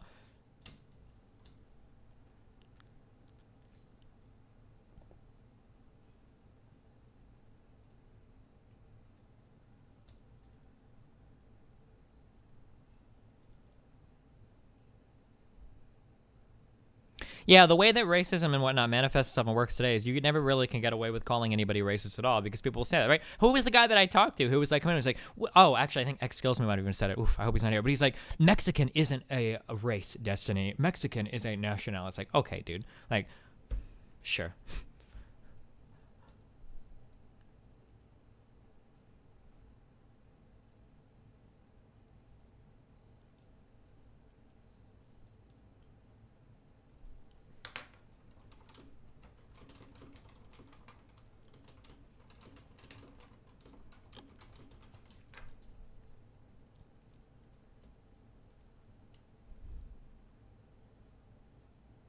If marriage is a Christian thing and Christians want it to only be between a man and a woman, why should it be changed?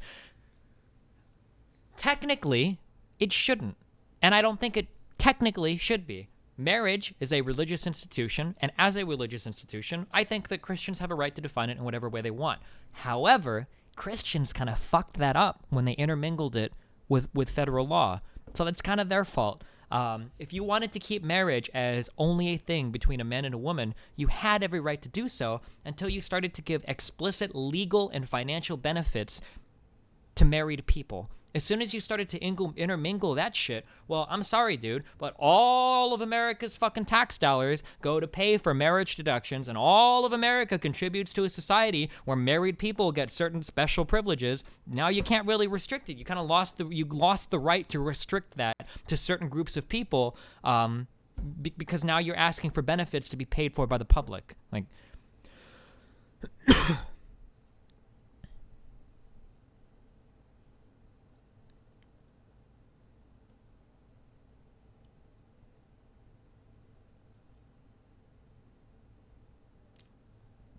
goofed again.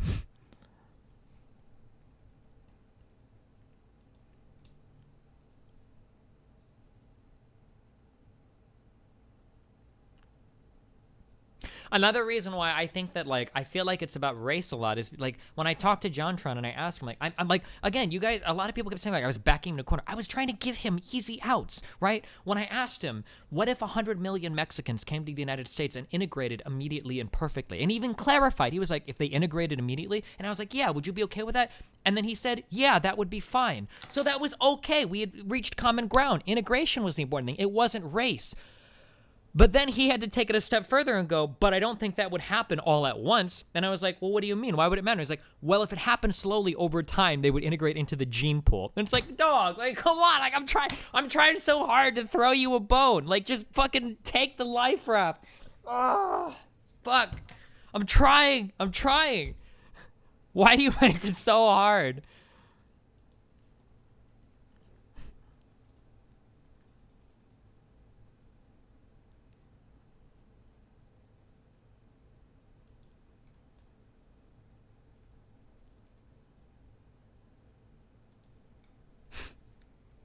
Last straight man desperately fends off mob trying to inject him with the gay in the year 2020. Jesus Christ.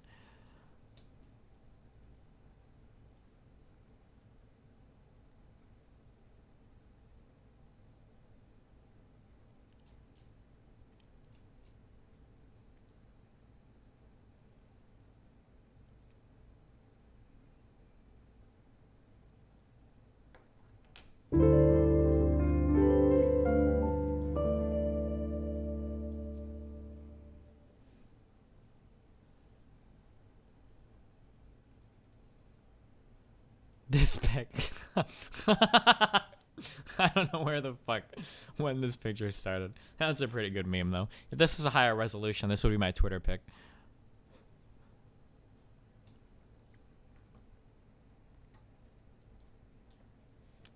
How do you have a meaningful conversation about race with somebody who doesn't believe in racism as an institution?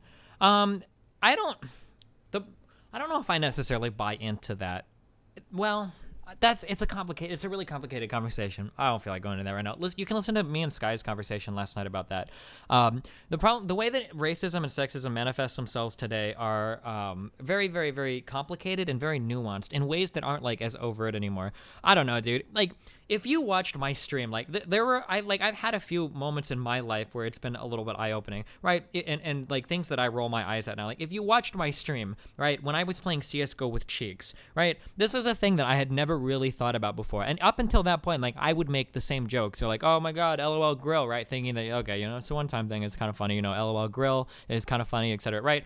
When I played fucking CS:GO with Cheeks, oh my fucking god, it turned into Chinese water torture, where the next drip of water, you didn't know when it was coming, but you were like fucking dreading it. Where every time I played a CS:GO game with Cheeks, like every fucking time she would open her mic the first time in a game, like everybody was like, oh grill, oh grill, oh grill, oh grill, oh my god, it's a grill, can you even end your grill sandwich, right?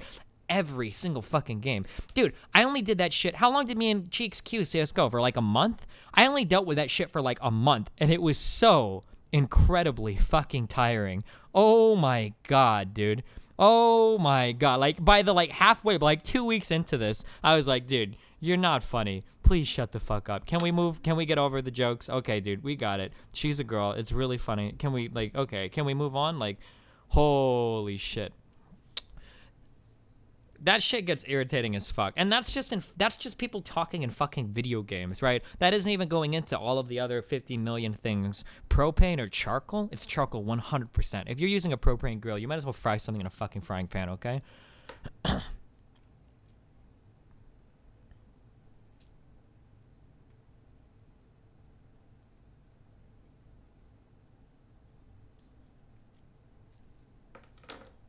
Protect Jewel Wield from Ape Dude. Oh no.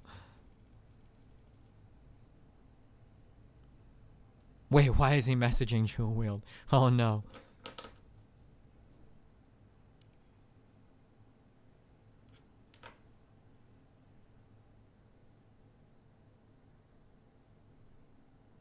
Yeah, Green Bay Monster. But you get it, dude, because we're jazz dudes, right? Or at least you're a jazz dude. I don't think I'd count. But I understand what you're saying, dude.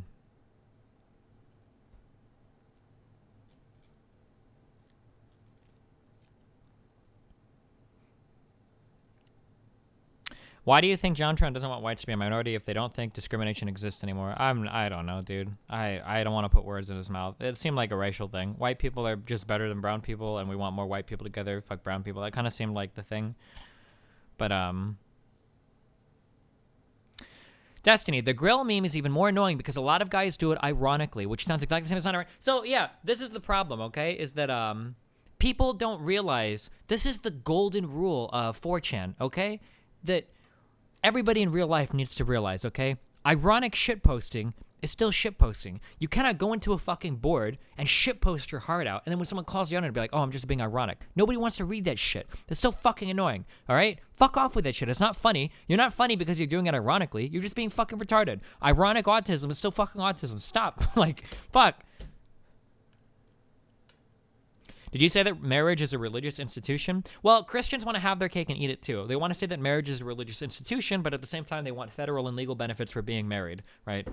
As it stands today in the United States, marriage is very much not a legal institution. Fuck, I was fucking married, dude. And that sure as fuck happened after I lost my religion.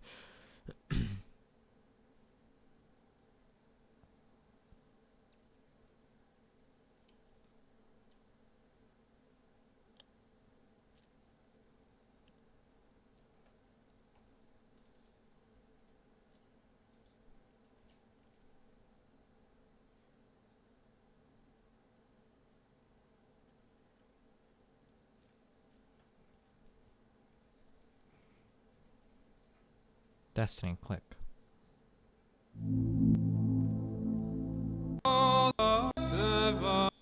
Nice, man. Oh, yeah. This should be like our fucking stream banner, dude.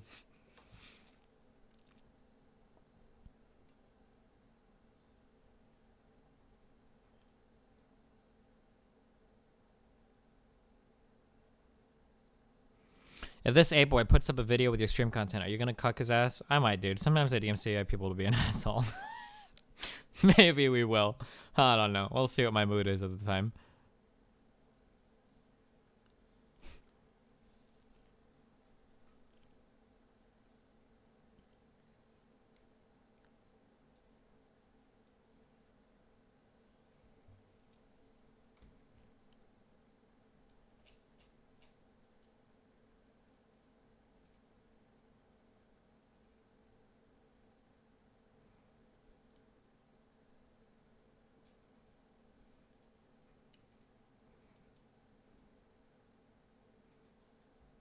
Destiny, please fucking do it. Shut up, shut up, shut up, shut up, shut up, shut up, shut up, shut up.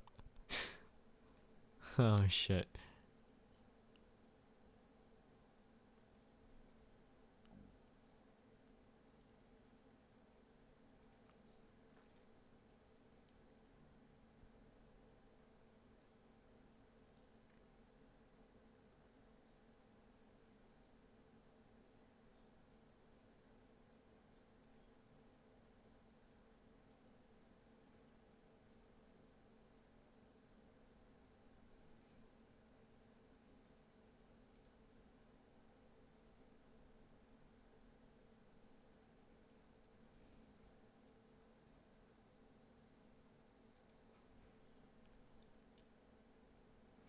Frank Bomarito takes out full page in PD to blame liberal teachings.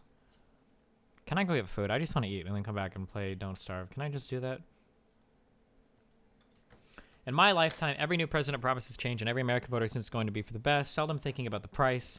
So now the big question is, does the American voter understand that when you change the course, it often includes sacrifice and rough going for a while? Because we saw better times. My generation longs for the things we once took for granted. What is he talking about?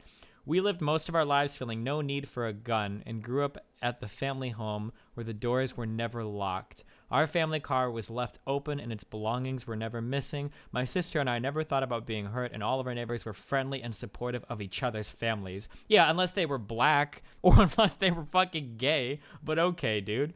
My sister and I and our friends walked 2.5 miles to school every day, and our safety was never in doubt and was guaranteed to be. I'm pretty sure crime has been dropping since the fucking 60s in the United States, hasn't it been?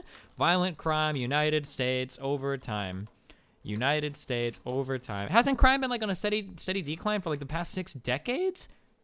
What is National Review? Oh, has it been since the 90s? Violent crime rate in the U.S. Here's the trend since 1960.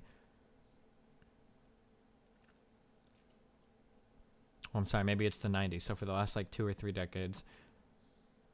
Not that type of crime.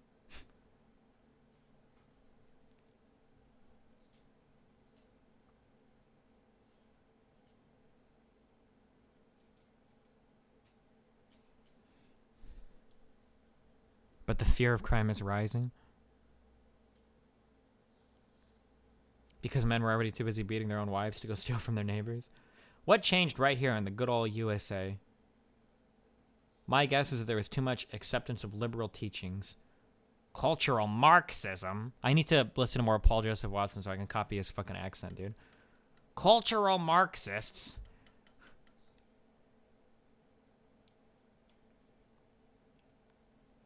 Where in your neighborhood where Price sells cars? They were all built in Mexico. Nice.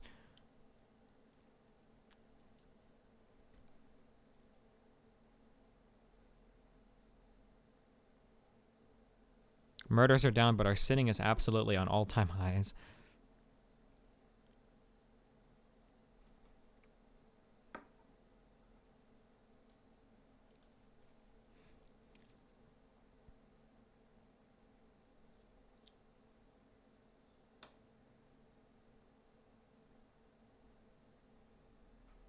Who's the most famous person that follows you? It used to be Asa Butterfield, but then my Twitter account got banned, and now I don't know who the most famous person who follows me anymore is. Why? Wait, hold on. You asked. The question is, when can we trust the president when he says something? Wait, hold on. You asked a question about CBO, and now you're conflating it with the question of the president. No, the question is about wiretapping first. Okay. So we went on to CBO. So the question in simple terms is, when he says something can we trust that it's real? Yes. Or should we assume that it's phony? Well, no. Suggest that it's real. Absolutely. How can we believe that it's real when you just told us that it was phony then? Wait, but now I did not real? tell you that, Peter, and you're trying. You told us on Friday that the president said. You didn't. The president said the numbers were phony then, but they're very real now. So how can we? Well, I also made. I think there's a big. Won't later say actually it was. Hold on. I think the difference is the president was talking then and now about job creation, the number of jobs. The issue that he brought up in the quote that you're talking about was the percentage of people who are unemployed. And there is no question that no matter how you look at this, whether you talk about 4.7 or 4.8 or whatever the number is, that number fluctuates by how people calculate who's in the workforce. Okay, Peter, let me answer the question. You're not. Let me answer it. The bottom line is the percentage of people who are unemployed varies widely by who you're asking and the way you do the analysis of who's actually in the workforce.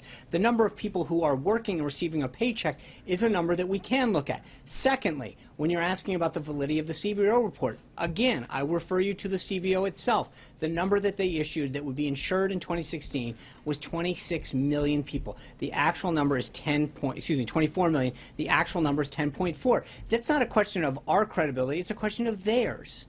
Do you have anything more? The bottom line is the question that you still have not answered is, can you say affirmatively that whenever the president says something, we can trust it to be real? If he's not joking, of course. I mean, but in that case, hold on. But no, you're asking. Hold on. Start over again with joking. Okay, no. But your point is, if he's Fucking Nathan does this shit. Fucking Nathan will tell a fucking lie to his mom or me, and we know that he's lying, and he's not allowed to lie. And I'm like, Nathan, you cannot lie. That's not good. And he'll say like, oh, I was just joking, and I have to tell him like it doesn't work that way. You're not allowed to tell lies like that. I can't believe the fucking president does it.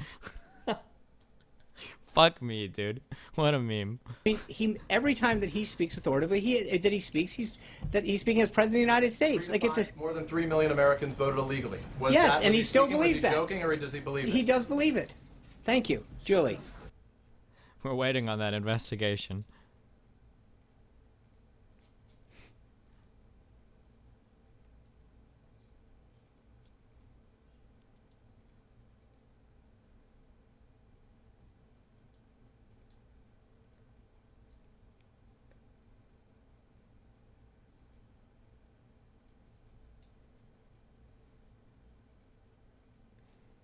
Did you see the other people's babies guy doubled down?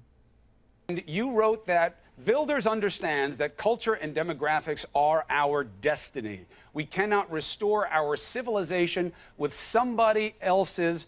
What is cultural Marxism and what do alt-right people mean? I don't know. Ask Joe Wild. He says it all the time that I'm like a cultural Marxist. It feels like it's like a buzzword that you throw around. I guess like people believe that there's some like covert ops movement from the 60s from like the Soviet Union to try to destabilize American culture by being liberal, and that's like what cultural Marxism. I don't know, dude. That's what I gathered. Babies. This is being condemned by many regions of American politics and citizenry. What did you mean? Well, of course, I meant exactly what I said, as it always is the case, Chris. And to on that a little further, I've been to Europe and I've spoken on this issue, and I've said the same thing as far as 10 years ago to the German people and to any population of people that is a declining population that isn't willing to have enough babies to reproduce themselves. And I've said to them, you cannot rebuild your civilization with somebody else's babies. You've got to keep your birth rate up, and that you need to teach your children your values, and in doing so, then you can grow your population and you can strengthen your culture, you can strengthen your way of life. And that's not happening in any of the Western European countries. France comes the closest to having a birth rate that's a replacement rate, but it's a clear message that we need to get our birth rates up or Europe will be entirely transformed within a half a century or a little more. And Geert Wilders knows that, and that's part of his campaign and part of his agenda. Right, but if you want to apply that kind of thinking to America, it seems like a complete contradiction of what we're all about. I mean, this is the melting pot. We are known by those countries that you just mentioned as the bastion of diversity. It is an unqualified strength for us, and it sounds like you're trying to kind of white cleanse our population and saying somebody else's babies. I think that means me, Congressman. I'm only second generation in this country. Who's somebody else's babies? Chris, we're a country here that, if you take a picture America looks like, you can do it in a football stadium or a basketball court, and you see all kinds of different Americans there. We're pretty proud of that the different looking Americans that are still Americans. And there's an American culture, an American civilization. It's raised within these children in these American homes.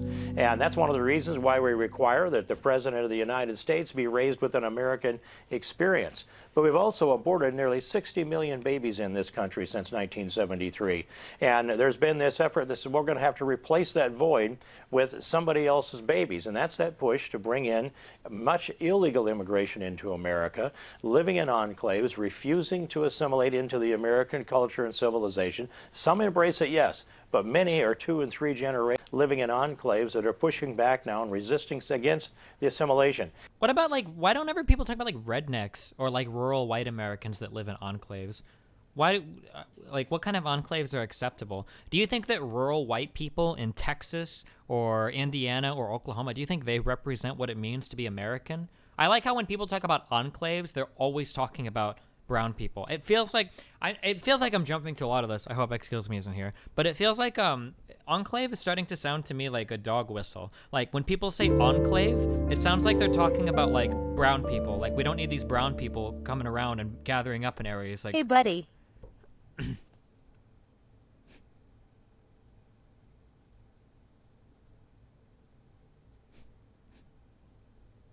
They are acceptable because they're white. Yeah, maybe.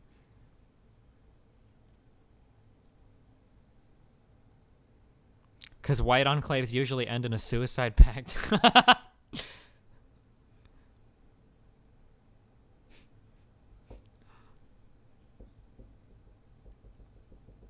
The new definition of enclave is the Nazi definition of ghetto.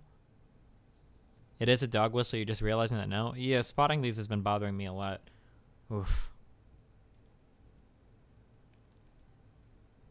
We need to make like the ultimate dog whistle statement. What is it? Watch out for...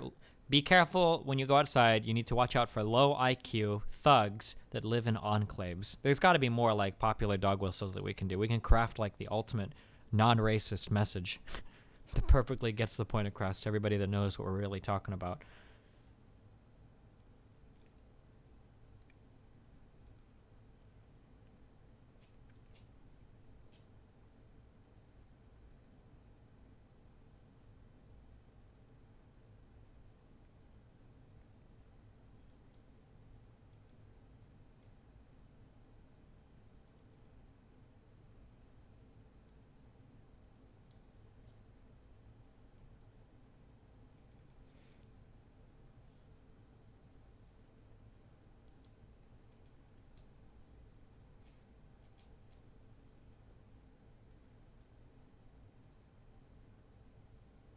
You forgot preserve. Oh, we need to preserve our cultural identity by getting rid of all of the low IQ thugs forming enclaves in our country. How about that?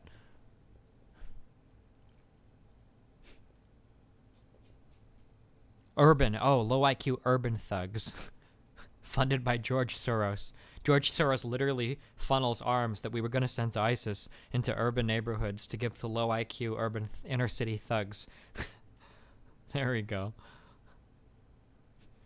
I still think my favorite debate moment of all time in the history of all of my debates is when I was talking to that CJ guy and I asked him, and I gave the example, when I was trying to talk about causality, I was giving him an example and I was like, and this was, I think my example was something along the lines of like, who do you think has more success in life or more opportunity for success in life? Let's say that you have a kid born into a middle-class, wealthy family with 2 functioning parents, goes to a good school, lives in a good neighborhood, okay? Versus another kid that's born in a shitty ghetto, only has 1 parent, so goes to a shitty school. Which one do you think is going to have, more problems growing up? And he was like, the black one.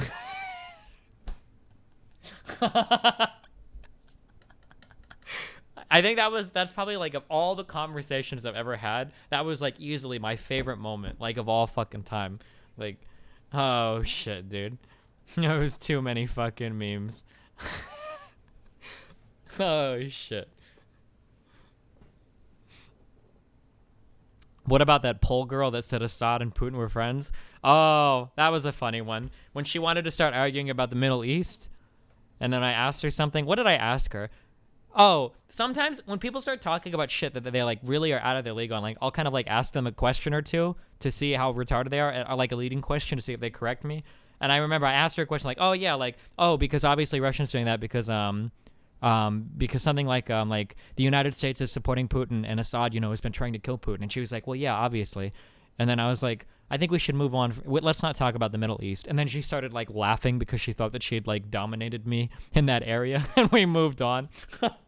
Or I asked the one guy, what did I ask him? Do you even know what continent Libya is on? And he was like, Egypt? Here's some humor kinda relevant to the subject of us versus those people. Oh, shit, dude.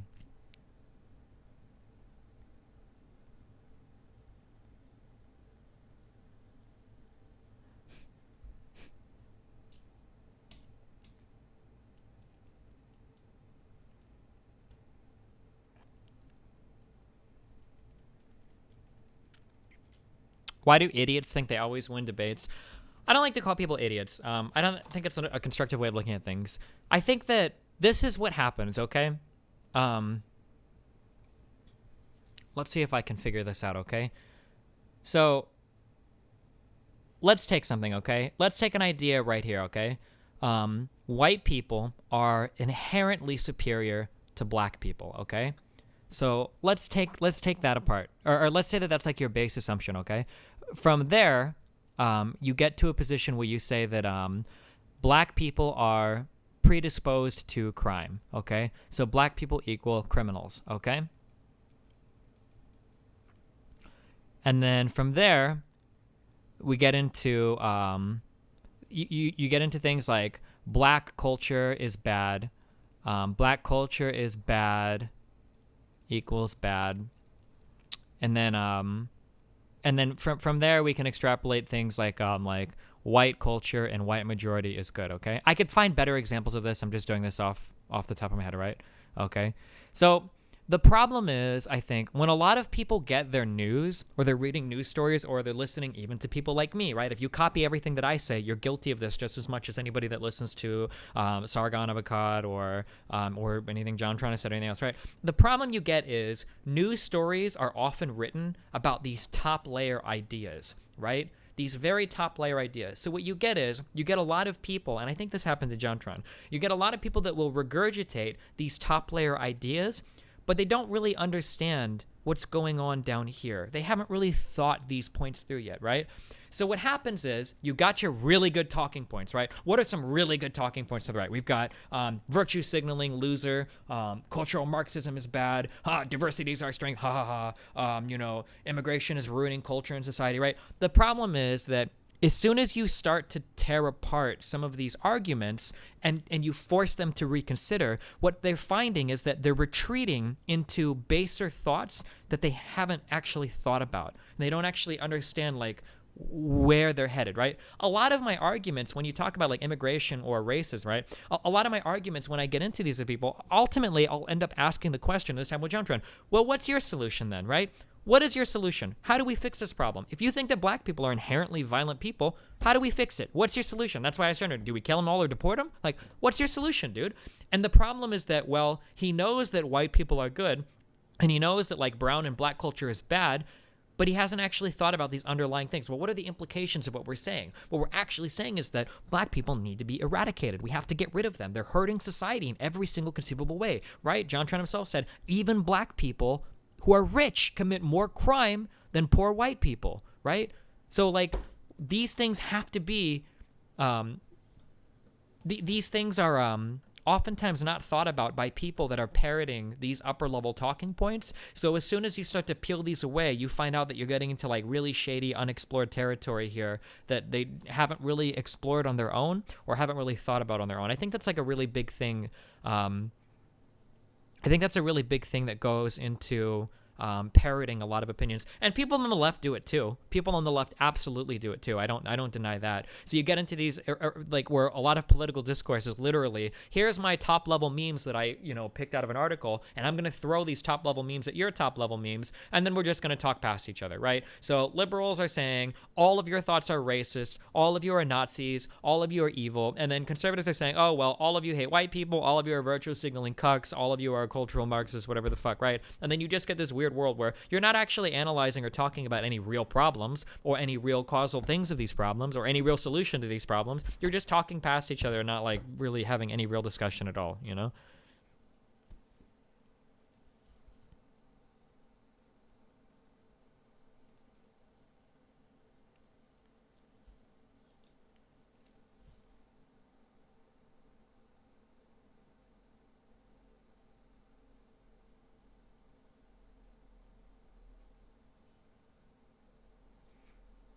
Can we play games? I'm gonna play Don't Starve Together tonight, but I have to go eat first, okay?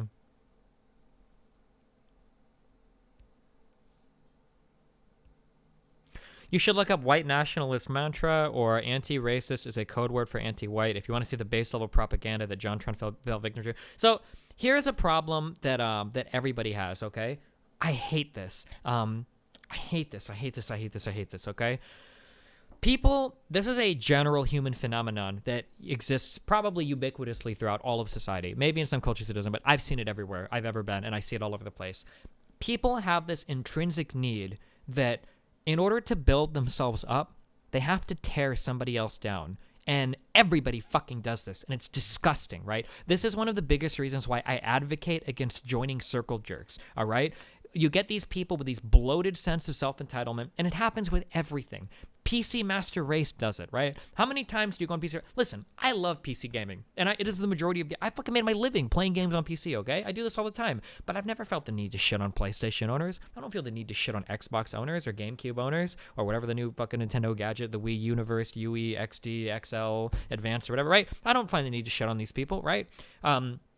Except for Smash fans, because it's fun to watch them get triggered. But like realistically, like it seems like most people aren't capable of liking something without tearing something else down. You see that happening like all the fucking time, right? Where people just can't like something without bullying somebody else for what they like, you know? And I think that this has happened to some extent to white people a lot, right? Like how many times, like, there's like the common joke where like you know, like you see like the black person is like, yay, Black Pride, and the Mexican is like, yay, Mexican Pride, and the Indian or Native American is like, yay, American Indian Pride, or whatever, right? And then, you know, white people are like, yay, like white people pride. It's like, you racist fuck, like you can't be proud of your culture. And it's like, oh, okay. And you see that sometimes, like, I don't like that. I don't like when the left on Twitter and shit engages in, like, hashtag white genocide and hashtag fuck all white people and, you know, hashtag white people can never experience racism or problems, hashtag white privilege, you know, trumps everything. Like, okay, well, damn, dude. Like, if you spend your, like, if you have half of your platform is dedicated to shitting on white people, there's a good chance that a lot of these white people are gonna fucking turn against you, dude. Like, you can't base your ideology like this. Like, it doesn't work that way. You can't constantly attack people that you're trying to bring over into your camp, because all you're going to do is make them feel alienated, isolated, and then they're going to rebel against you by taking up the extremist opposite of whatever it is you're preaching, you know? I think that to some extent, like, that's where you're starting to get a lot of these, like, white nationalists coming out. It's like, because to some extent you are kind of made to feel bad or guilty for being white, you know? And it's like, well, damn, dude, like, that's probably not a very conductive way. Like, white people are fucking beautiful. The goal for black people and Mexicans and whatever isn't to tear white people down to their level. It's to bring everybody up to the level of white people, you know? And then that's compounded by a million other problems too, you know?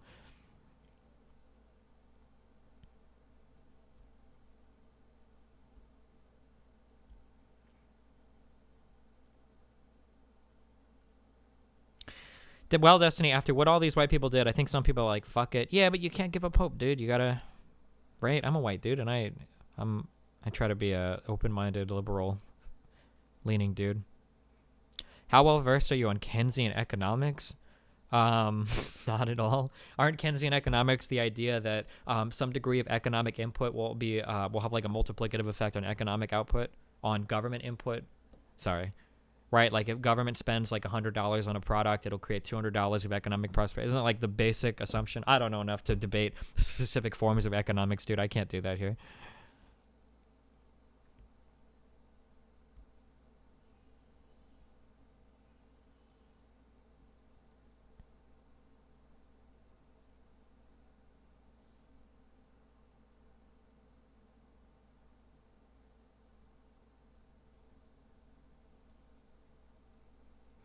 Wow, Cataclysm, welcome to the Tier 1 Spell Your Name Wrong Club.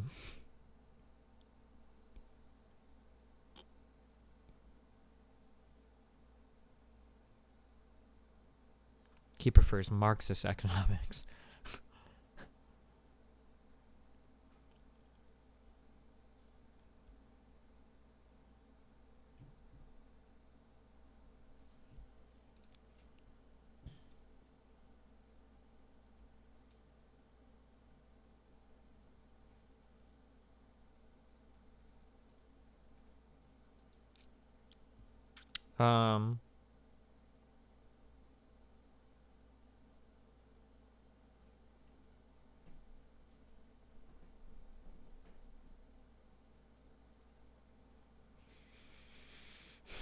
Can I go get food now?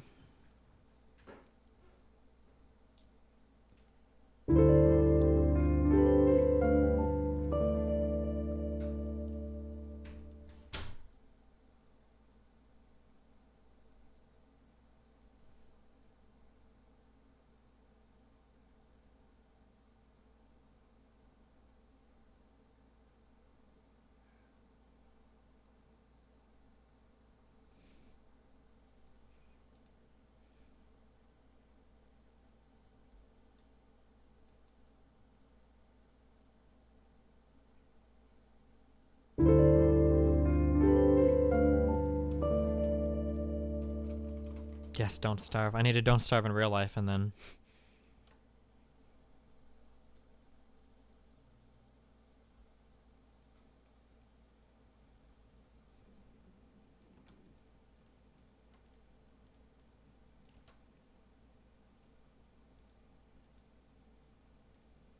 Wait, fuck, what is this guy... Wait, what does this guy say? Does anybody here speak Portuguese?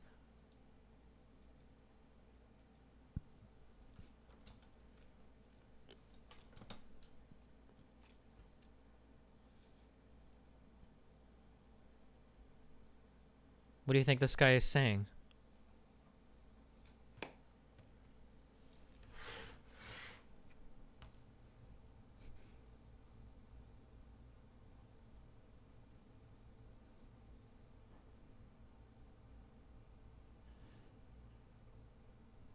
He's saying, yo, quiero Taco Bell. Nice, man.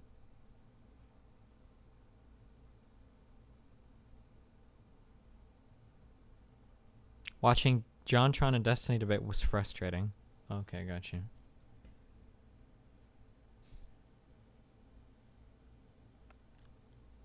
It's saying it's really frustrating to hear JonTron. Oh, I tried the translate thing, but it didn't make as much sense. I'm on the floor with what JonTron spoke, really frustrating, but that's why I wanted a native speaker to translate. But thank you guys for telling me that there is a translate button. I had no idea.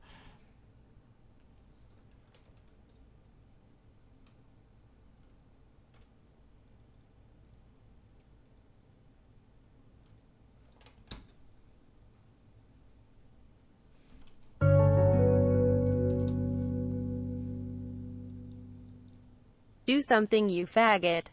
Yeah, I'm gonna go get food. That's what I'm gonna do.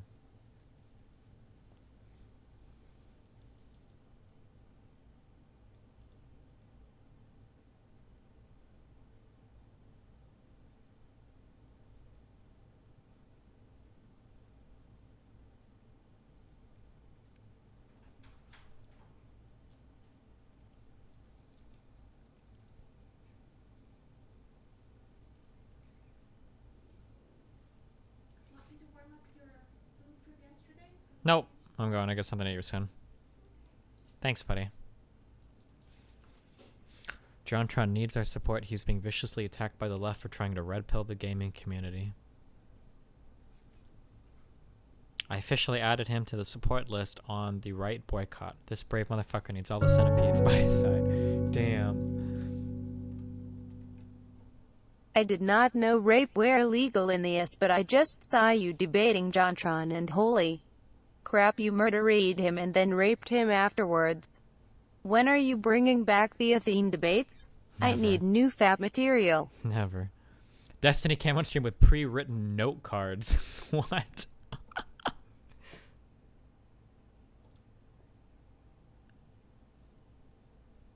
John has the right conclusions, but his arguments are weak and incoherent. That's not how conclusions work. Oh, man.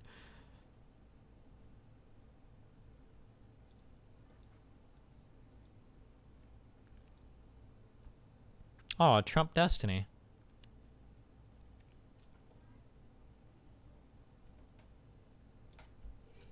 Alright, beautiful.